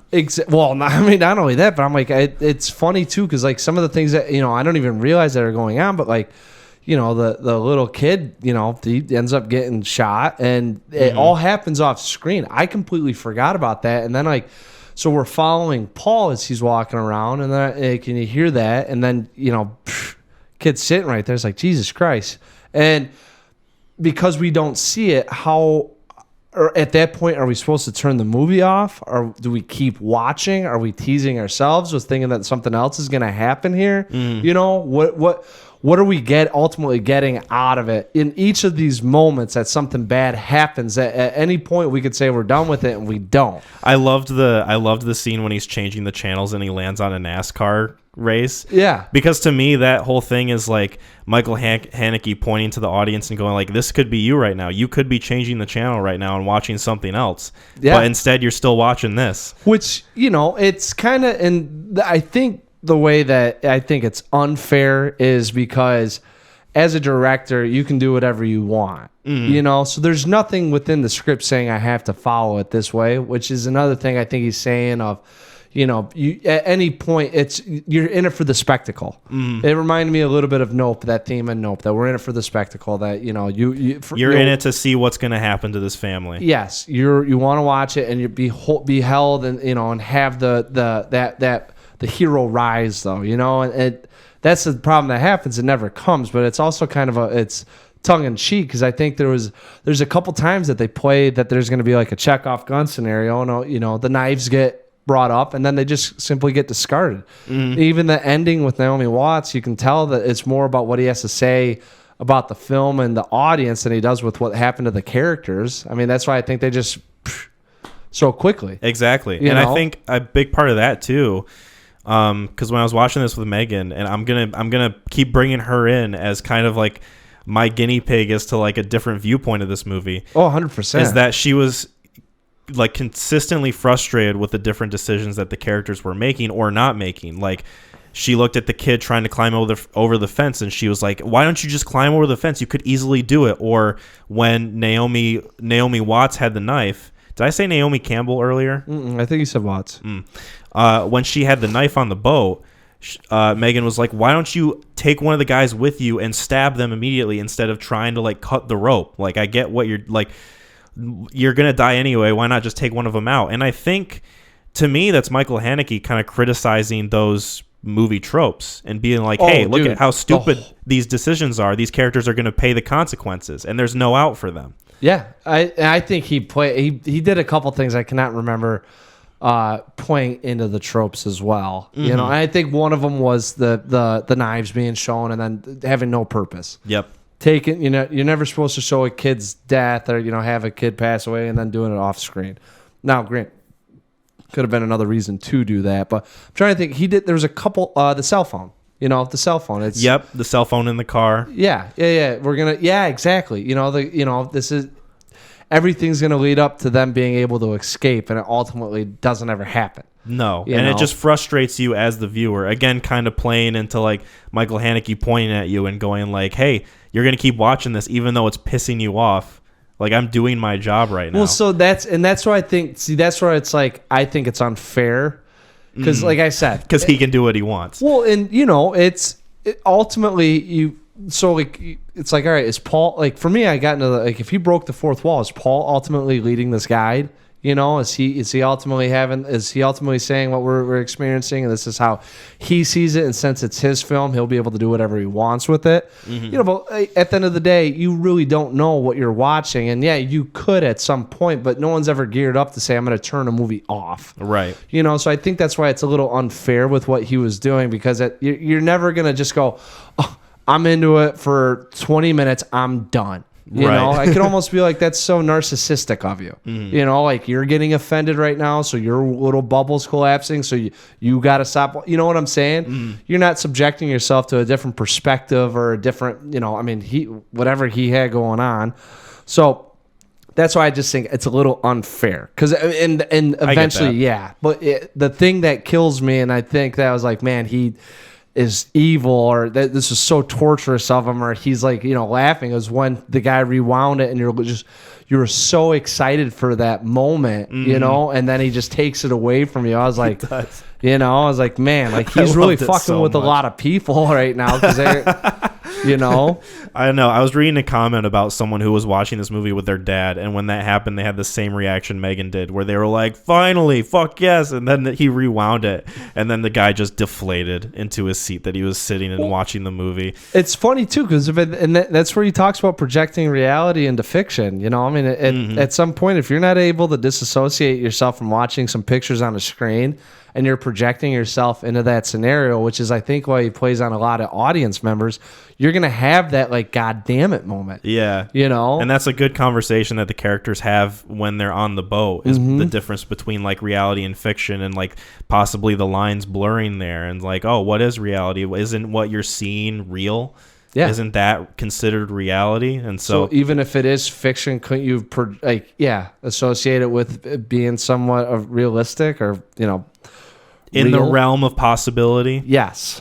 So aside from like the themes and the goals that he had with the movie, which I love, by the way, I just really like this movie as a whole. Like, as a movie, I just think it's good. Like, the details and the subtlety that they go into it. Like, when you first watch it and they drive up to the neighbor's house and they see them in the front yard, like with the family, the characters are like, oh, who are those guys? Why are they acting weird? And then you can retroactively look back and think like, oh, that's exactly what the characters riding up on the boat to the dock have that perspective of when they see Anne with Paul on the dock, and Paul's like, hi, I'm a family friend. Like, it's so well made, because I think it's like realistically done in the sense that like, oh, these characters have like a surface level familiarity with them. The way they're dressed, they're very nice. There's like kind of almost a commentary on like the class and like the way that you perceive people dressed that way. There's a lot of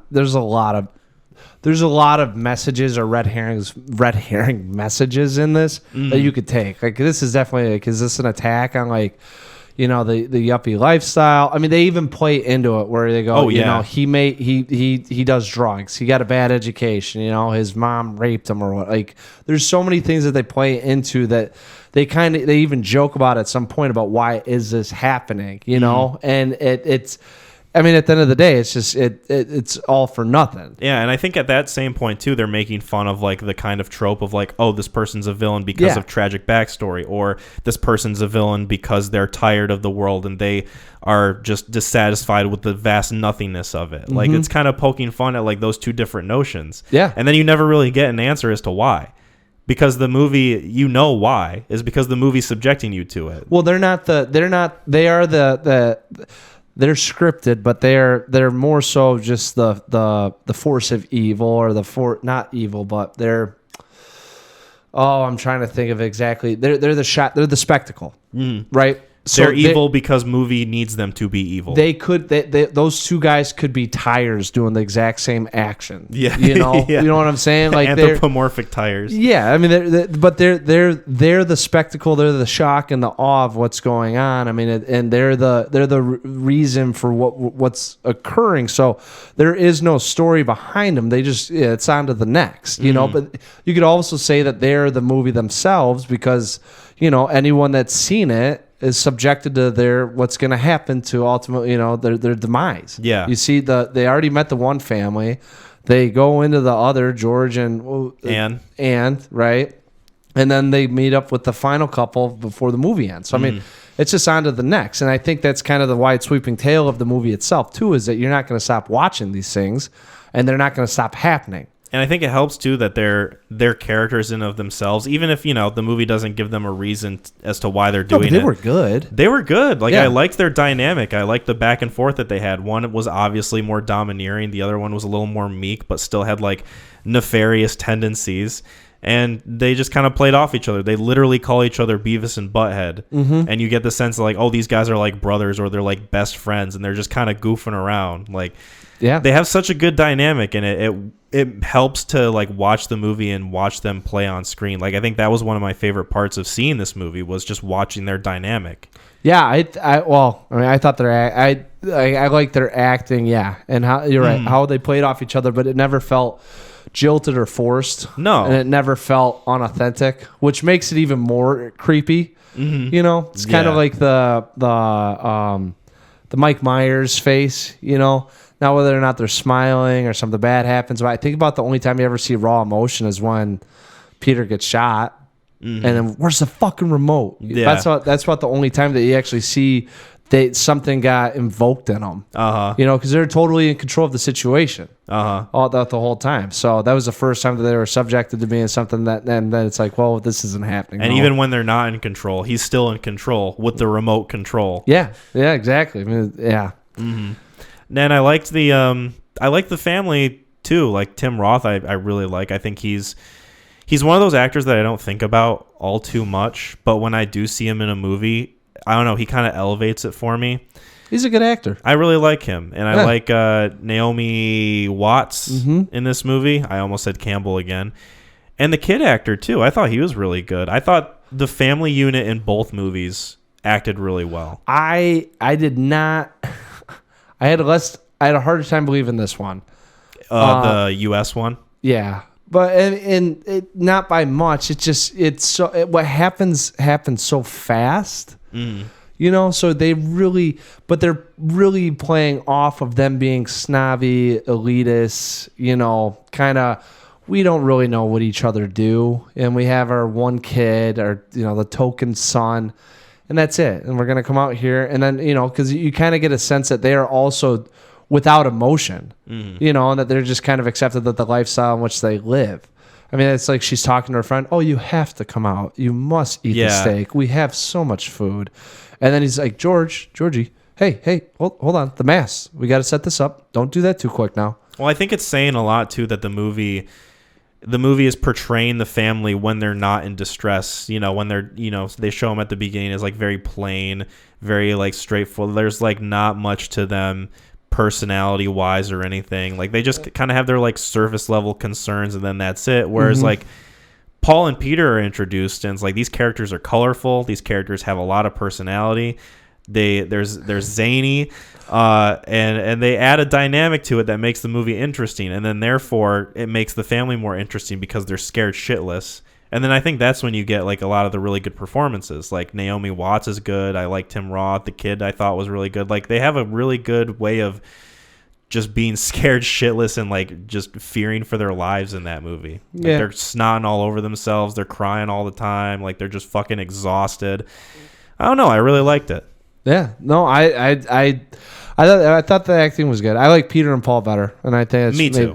They had more stuff going on than Tim Roth or Naomi Watts. And I'm like, it's kind of same. This movie, it's more about them as characters. It feels like than it does the family.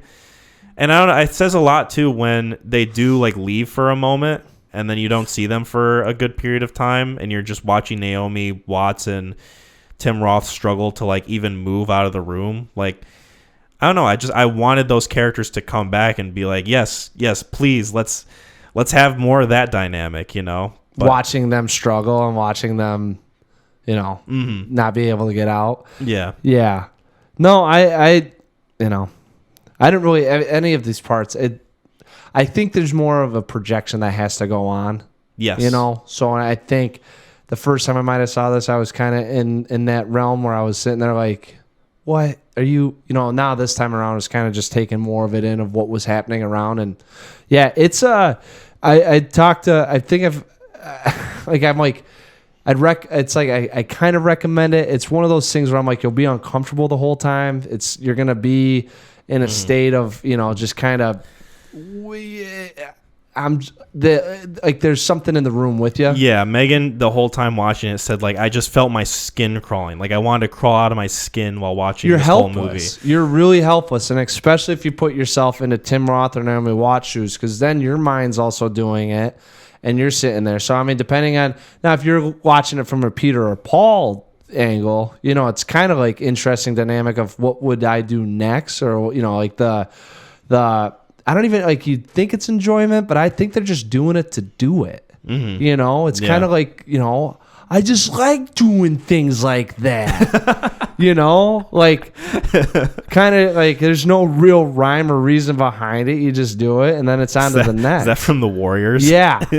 So it's David Patrick Kelly. Yeah. I mean, that honestly, I mean, that's kind of the two angles that you take. And I think that's why a lot of people like, I asked Sam, and Sam's like, I've seen it once. He's like, I just remember being uncomfortable the whole time. I haven't seen it again. I was like, it's interesting, and I think there's a lot going for it, me personally. Yeah. Well, there's, like I said, I mean, I think it's ostensibly a good film. I mean, any way you look at it, I mean, I think it's well made. Mm-hmm. It's entertaining. It's very well shot. Like I liked the way that it looked, like the different shots and like of the house and the environment that they had. Oh yeah. It did the same thing that some of the Knock at the Cabin stuff did, where you'd focus on a character, but then you just hear voices off screen talking. Like it does that very well, and I think that it just focuses on the situation. Like there's never any moment where like the camera feels like it's gonna fucking fall over. Like it feels like very purposefully made, and I really enjoy that about He did. And Haneke's he's got a degree in psychology or something like that, and with filmmaking. Like he did it purposefully, and he did it for a reason. I think Haneke came out and said, I made this for the American audience. And I think it wasn't Ebert that did the review. It was just on the website. Yeah. But they said, obviously, he doesn't know what American audience is. It's like, no, my man, you don't get his joke. Yes. Like, he didn't make it for the American audience. Yeah. He made it for the American audience. Yeah. Like, he's like here to torment you because everyone wants that hero's arc and the hero's journey and the struggle and the eventual, I overcame it and I did it. Uh-huh. And he's just like, nope, not today. We're going to solely focus on this. So,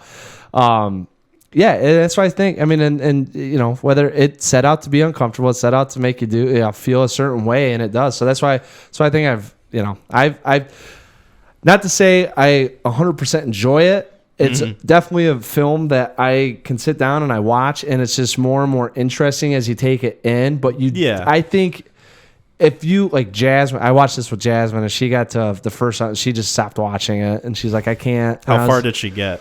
Dude, the eggs. She got literally to the eggs. And really? Like the first egg scene? Oh, she was like, I'm not. She's like, I would. Oh, wow.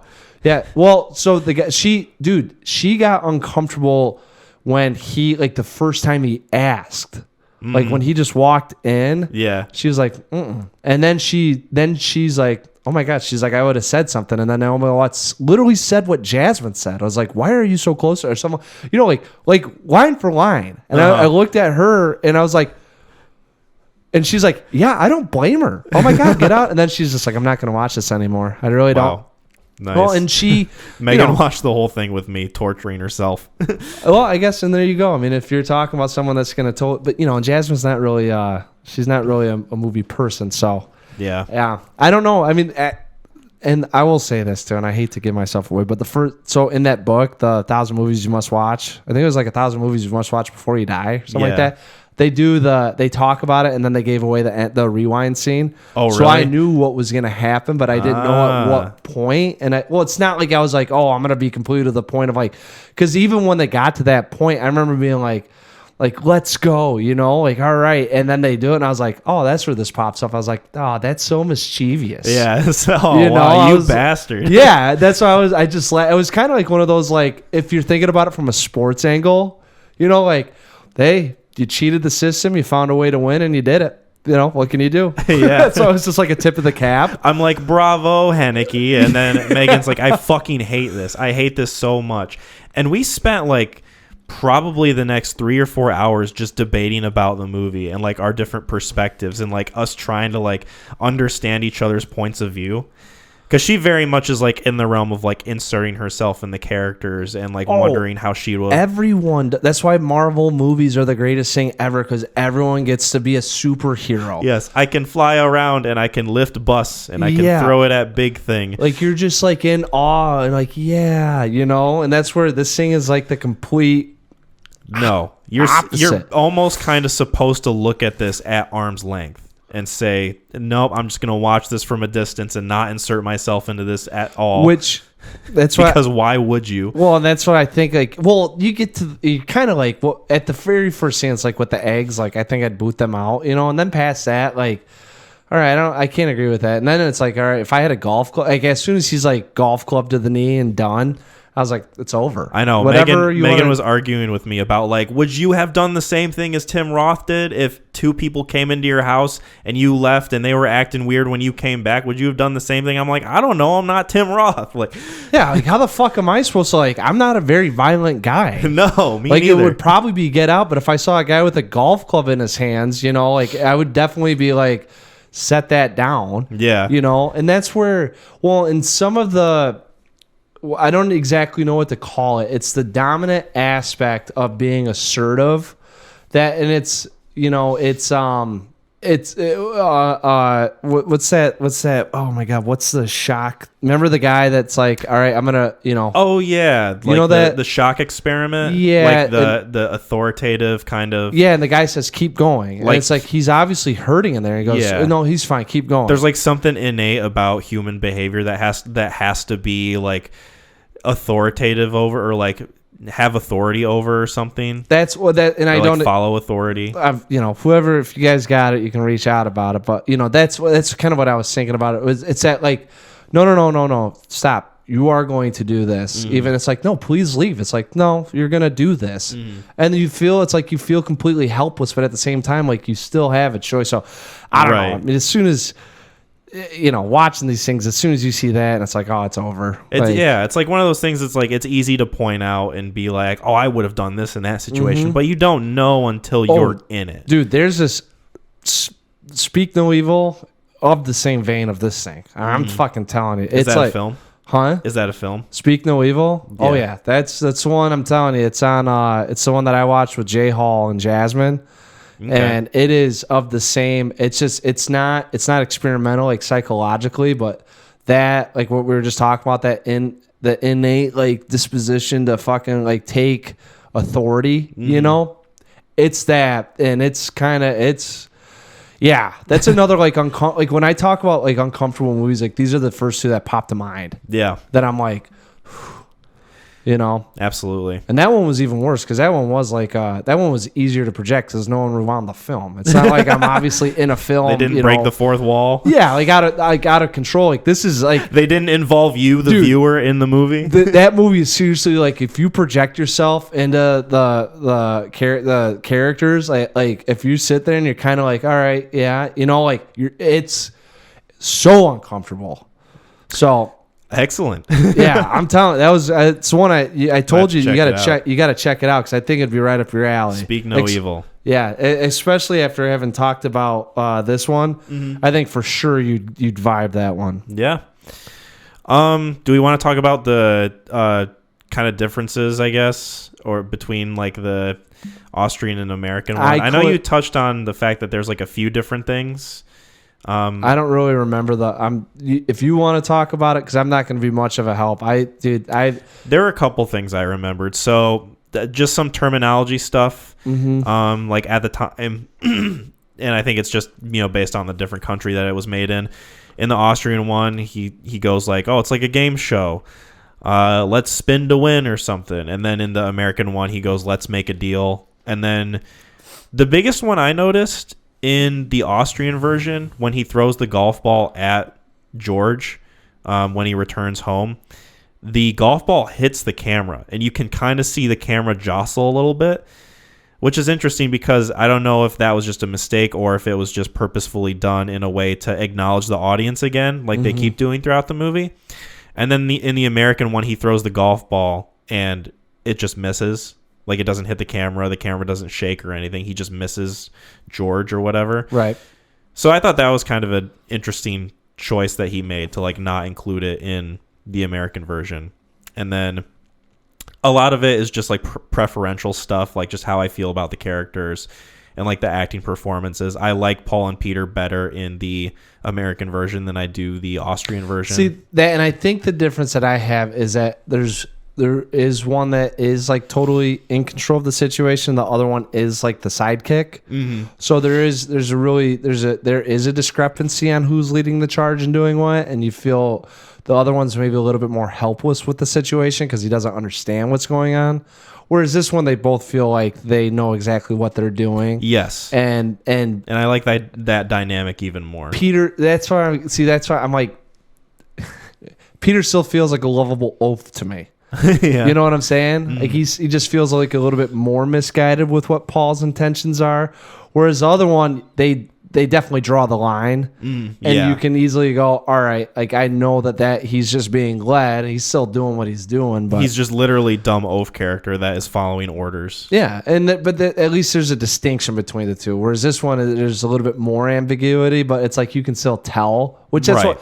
You know, to me, it's in my opinion on it. Even Peter popped back up in this one again. I was like, God damn it, I hate that guy. And it wasn't just because of his actions. It's just because like he feels kind of like he's mentally challenged. You know, with where the other guy you kind of knew he was, and that's why I was like, all right. I mean, I'm not confused by what he's doing. Right. You know. So. Yeah. Cool.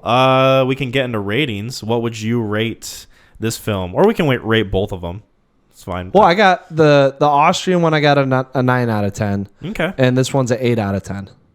I am the very inverse of that. The U.S. one I gave a 9, and the Austrian one I gave an 8. Yeah. I think it depends on. And it was from what I was reading too. I think it depends more on how you relate to the characters and the family. So, and like we've talked about, I like the family better because it felt more realistic with what was going on in the Austrian one, and then with this one with the family, it felt a little bit more hollow. You know, which could play into where they're at and what they're doing, and it does. But their actions and everything kind of holds up to the development within the first 10 minutes of the film, which is really all you get. Right. You know, they never deter on what was set up. Definitely. Well, cool. Speaking of set up, we've got set up some questions for us. Well, I say questions, but it was a question I posed for the audience. Yeah. And let me pull those up real quick. So I asked the audience, what was your worst movie theater experience? Or what was your best? Some people just gave their worst experience, but that's fine. So from Scott, he says, took my son when he was little to the Plaza 1 and 2. We both got sick from the refreshments. Never went back. Yeah, that's rough. If you're from West Michigan and you're listening, the Plaza 1 and 2 was a movie theater that would usually play movies a lot later than when they were released in theaters, kind of right before the DVD VHS release. Yeah, really close, like really shortly before the DVD release of it. And so you got to see the movies in theaters, but you got to see them cheaper, and they were only 2 theaters. That's why they were called Plaza 1 and 2. And it's no longer there. Yeah, that was upsetting. Yeah. I was sad about it. I liked seeing cheap movies in the theater whenever they played them. Dude, love Plaza 1 and 2. Yeah. Love Plaza 1 and 2. I mean, Robar never got sick eating there, so I guess maybe that's why I kept going.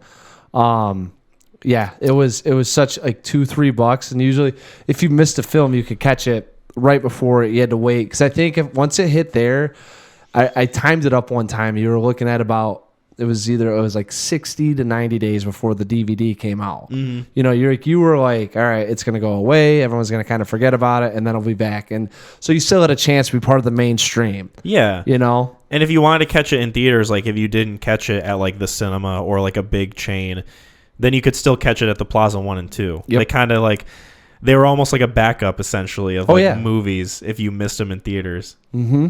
So they had a nice little niche thing going on, but sadly they're gone. Rest in peace. I do love going to the theater. Our next one comes from Katie.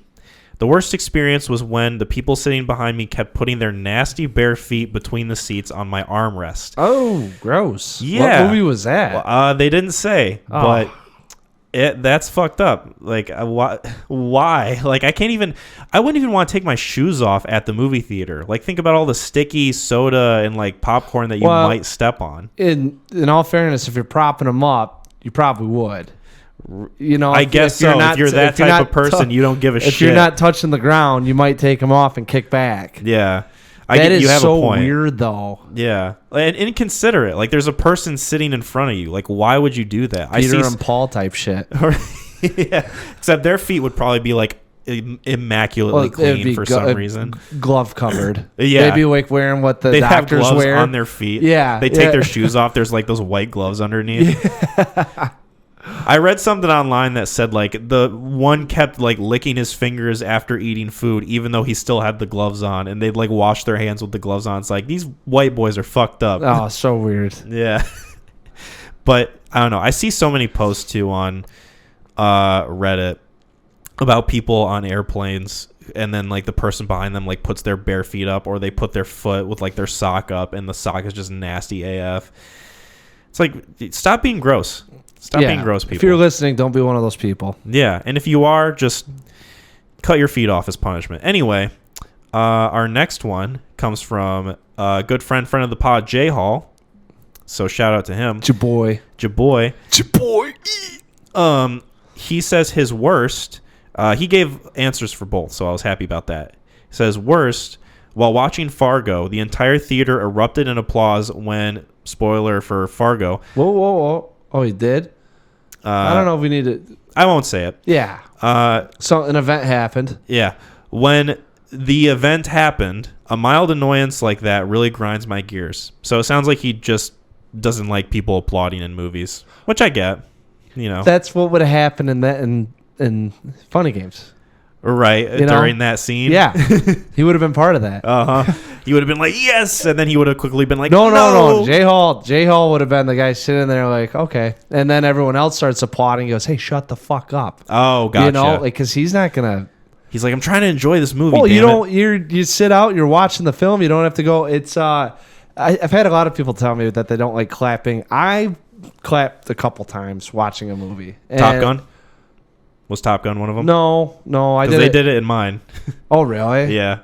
I don't know. I don't get annoyed with it either, because I can only imagine that. I mean, think of the swell that you get watching a film. I don't get annoyed. I think it's kind of funny. Because they can't hear it, right? Yeah, the idea of it. Who's gonna? I think it's more so you just doing it. For me, when I did it, we were watching Pearl Harbor. Oh, really? Oh, yeah. And it was at home, and we were just coming off of like having fevers or something, so we went to Blockbuster. We rented it. It was kind of an odd film to watch with my parents, but me and my mom both started clapping when it was at one of the fight scenes, you know? Mm. And for me, the way I describe it when I do it is more so it's the excitement and that anticipation being rewarded for what I was like getting angst about. Yeah. You know? So it's just a natural like, all right. You know? So, I get it. It's like a natural reaction that people have. Yeah, but then those types of things, you get called out enough on it, and then you just kind of go, all right. Anytime I feel that swell of emotion, maybe just understand that I'm watching a film. Right. You know.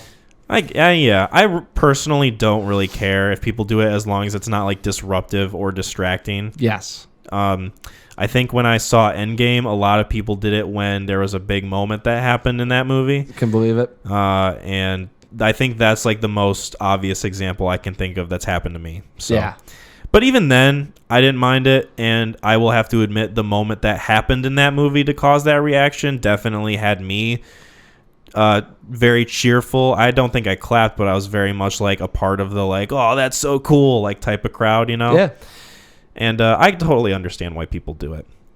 And he said his best, speaking of Top Gun, I'm a big Top Gun fan. I took a break from work in the afternoon of the Friday it was released and went to see Top Gun Maverick in IMAX by myself.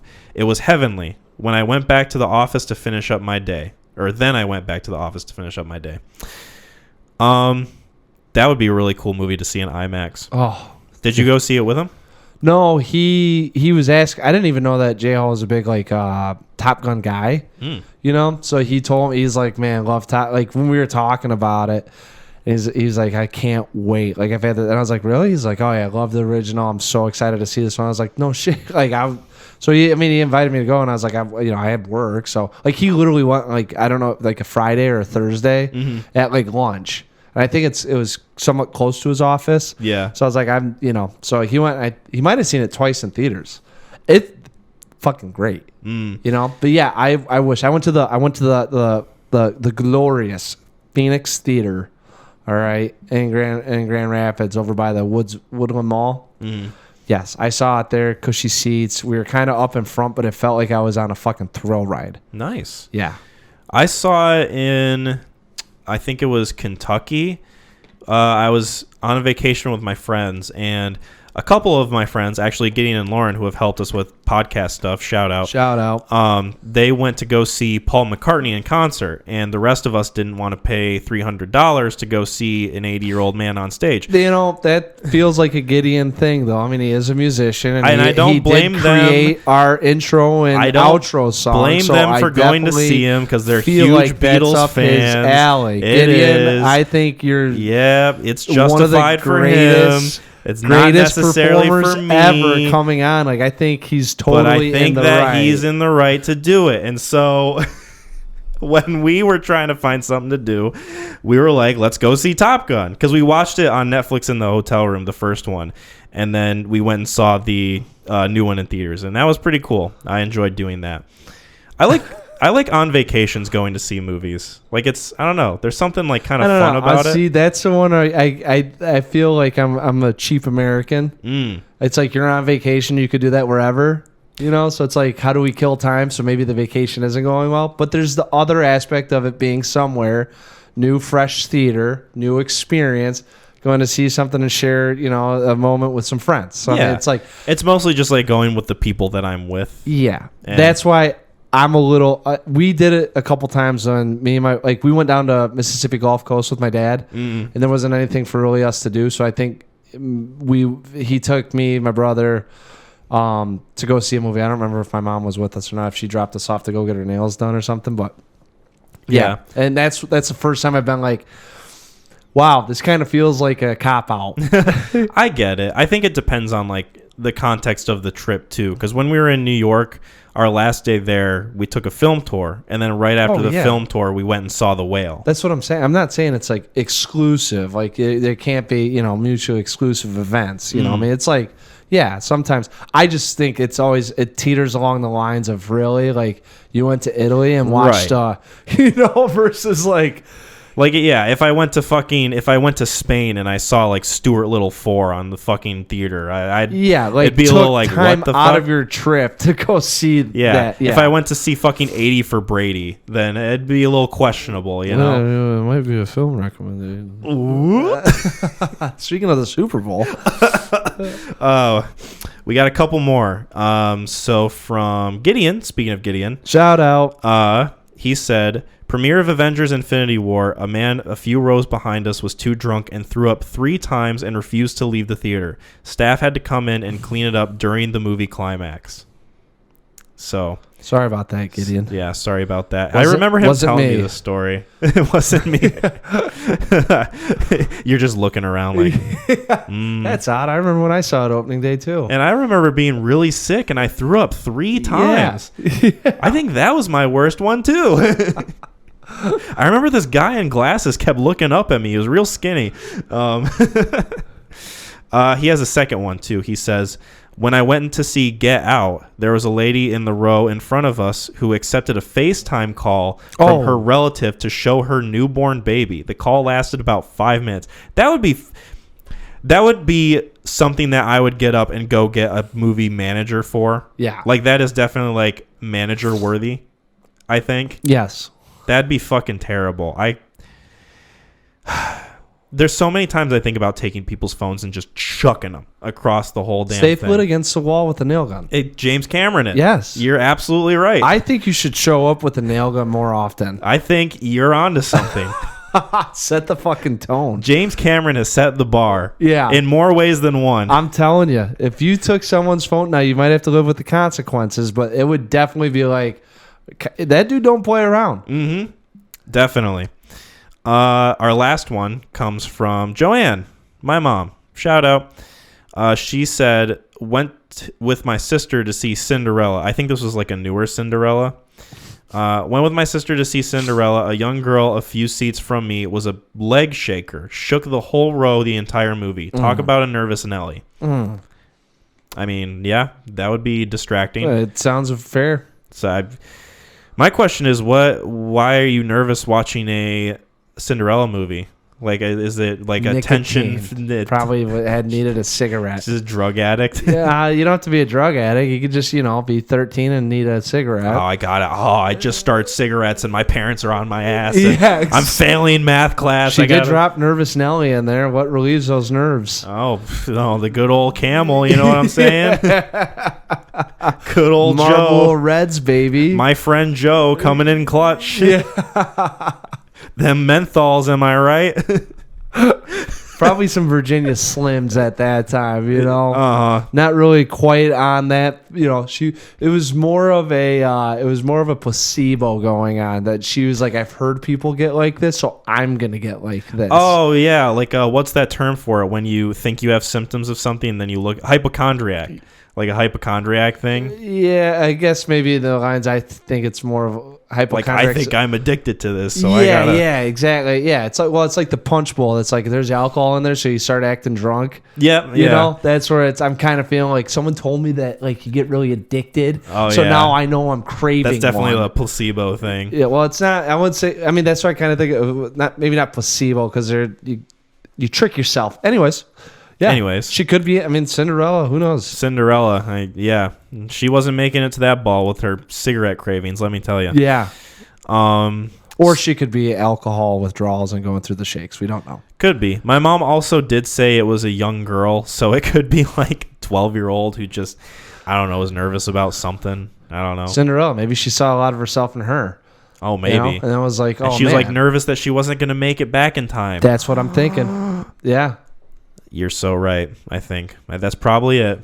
Not the cigarettes. I don't know, man. The Virginia Slim stories feels right there too. Yeah. You know what? It was the Joe Camels. What if it was the candy cigarettes? Oh, it could be. Literally placebo. She really tricked herself into thinking I need one. As a kid, I was always afraid of candy cigarettes because I thought, if I have candy cigarettes, it's gonna make me want real cigarettes. And did it?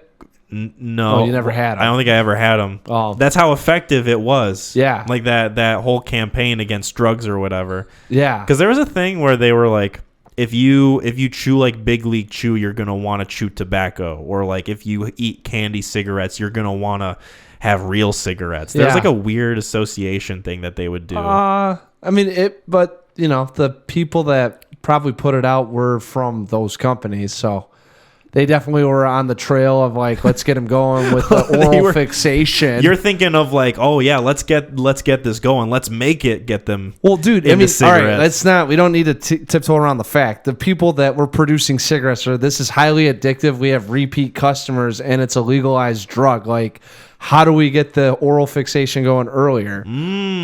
Get them chewing gum and get them eating candy cigarettes. And then the association with the candy cigarettes is it tastes sweet. It's very nice. It's relaxing. So I bet you there's some sort of association there.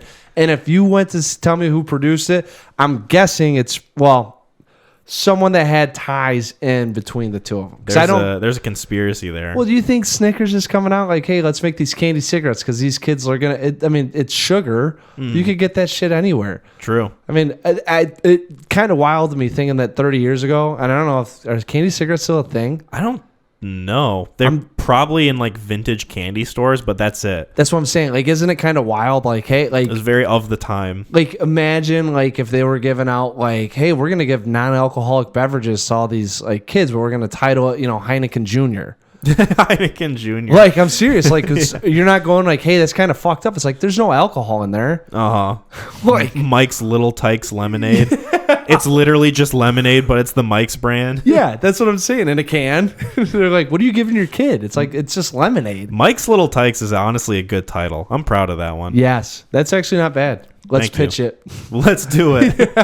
This episode is sponsored by Mike's Little Tykes lemonade. Yeah, get your kids some Mike's lemonade, boy. The no frivolous, all fun drink. Yeah. Did they smoke cigarettes in theaters back when? God, they did everything. You could do it on a plane, dude. Of course they did. There was doctors smoking when they told their clients they had cancer. Yeah, imagine Breaking Bad was set in like the 70s. Oh my God. Dude. It'd be more ironic than anything. It cracks me up to think of how far we've come as a society. Like when people are like, you know, like, man, can you imagine like how far? It's like, yeah, I can. Like 20 years ago, they were smoking that. And if you went to a Denny's, you had to get the non-smoking section. Mm-hmm. People were literally eating their pancakes and smoking grits. Yeah, just like pulling down like Pall Malls or whatever, just like smoking them up. They used to, the best thing I had was like in 2011, like when I could start going to the bar, there would be guys that would be bitching and he's like, you know, fucking 3 years ago, you could fucking smoke anytime you want to. And can you believe this shit? Now I got to go outside. It's like, yeah, man, that sucks. Yeah. That was 11 years ago when people were complaining about it. So 15 years ago. There's a video I saw on Reddit where it was when some new seatbelt laws got passed and they were interviewing people about it, and it was so fucking funny because they found people in like the deep south with like these heavy southern accents, and they were going off about like, if I can't get in my car after 11-hour, 12-hour shift and drink a couple beers, and this country's going to hell in a handbasket. And then this one lady was like, well, you can't, you got to wear a seatbelt. You can't drink in your car. We're turning into a communist country. Like, oh, my God. Unironically. Yeah. They were, well, that's what I'm saying. You're putting more laws into effect. People are going to be pissed. I know. It's just fucking funny how people have those attitudes. Oh, yeah. But it's like, how is it going to, well, you know, it's not going to impact you, but it definitely impacts you. Yes, that's why I am like people that like live to like 61 or something like that. It's like how often were you opinionated, frustrated, and needed to tell people what you thought about everything? Exactly. Like I just tell me, like, I want to hear. Did you go by with the no carefree lifestyle, or was everything bugging you? Yeah, was everything pissing you off in some way? Yeah. Damn it, I can't. I can't throw my son into the river. What kind of country is this? You sound a lot like Rupert Grint right now. I do. Yeah, that's my inspiration right there. Ozarks. Rupert Grint's Mississippi accent. It's so good. I love great. it. Favorite part of the movie. Honestly. Yeah, it was the best. Yeah, it was the best. Speaking of the best, you the best. Oh yeah, because you get to make a film pick recommendation. Oh yeah. So the first thing, so this is kind of like, I guess the first one is Ant-Man.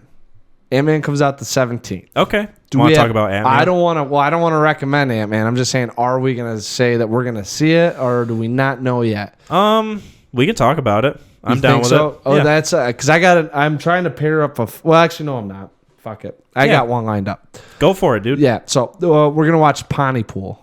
I have no clue what that is, but I'm down for it. We're going to watch Pontypool, and I want to see how it's going to be a great contrast, I guess, with Funny Games, because I'm kind of curious how heavy-handed the message is. How do you spell that?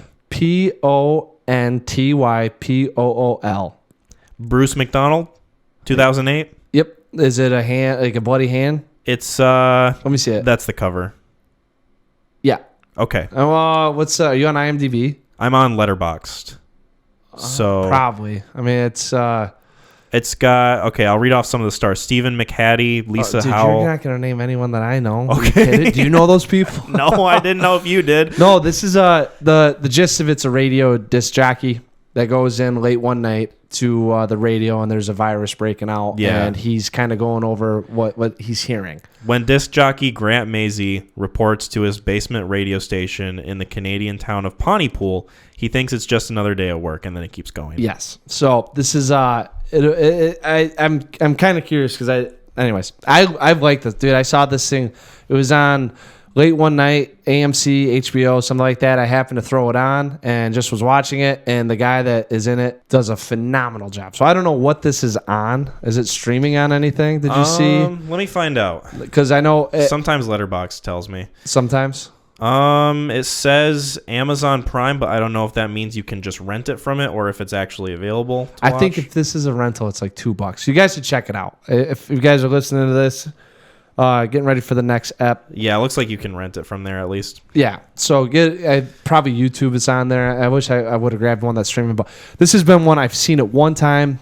I'm curious as to how well it holds up. Okay. But I'm also at the performances, at least one of them's fantastic from what I remember. So we're going to talk about that. And I'm guessing, because I know Ant-Man's coming out, and I feel like that's... Yeah. We've talked about it. That's the movie. Yeah. Well, it's the next big one coming out. So yeah. Usually Marvel's a staple on the show. Got to get our Marvel quota in, you know. Yeah, and I don't know how well I'm excited about 2 this to 3 times a year. Yeah. Yeah. I guess we'll talk about it. Yeah. Cool. Sweet. So, if you don't want to be spoiled for Pontypool, be sure to check that out before you watch episode 40. Hey, how about that? This next one's going to be episode 40. I'm excited. We're going to tell everyone it's episode 26 for the rest of our lives. We're going to take out a loan for a Corvette in midlife crisis, baby. Yeah, hell yeah. All right, actually, scratch that. We're watching American Beauty. Oh, Kevin Spacey. Get that perspective after you find out he's a creep. So, no. Oh, God. Yeah. There's another movie. Yeah, The Life of David Gale. I was looking at it. I was like, I really want to watch that. I was like, I don't know what I'm going to think about Kevin Spacey and all these things now, especially if he's got to play like a sympathetic person. Yeah. Yeah. But I guess, was he charged? I thought the charges got dismissed. He's being sued currently. It's one of those things where like it's a lawsuit and it's taking a long time. Oh, no. They're dragging this out because who's ever suing him is like, you better win because if you don't, you're going to owe a lot of fees with lawyers. Mm-hmm. Yeah, it's one of those things. So, cool. Pontypool. Be sure to check that out before episode 40. Thank you guys for listening to us. You can find us on Spotify, Apple Podcasts, and our YouTube channel. We're also on www.neoncrewpodcast.com, where I just recently updated to the most recent episodes, so you can check us out there. Also, we got merch. We got our crew neck, and I am hoping before this episode comes out, there will already be the new t-shirts that we have. So possibly while you're listening to this episode, check out the merch to see if we did get the new t-shirts out because they're fucking sick. Yes, and I think you're going to like some of the stuff that we have to offer. So, yeah, if those are there, check it out. If not, get a crew neck. Why not? Get 2 of them. Hell yeah. Have some fun with it. So, yeah, you can find us on various social medias too. Facebook, Instagram, whatevers.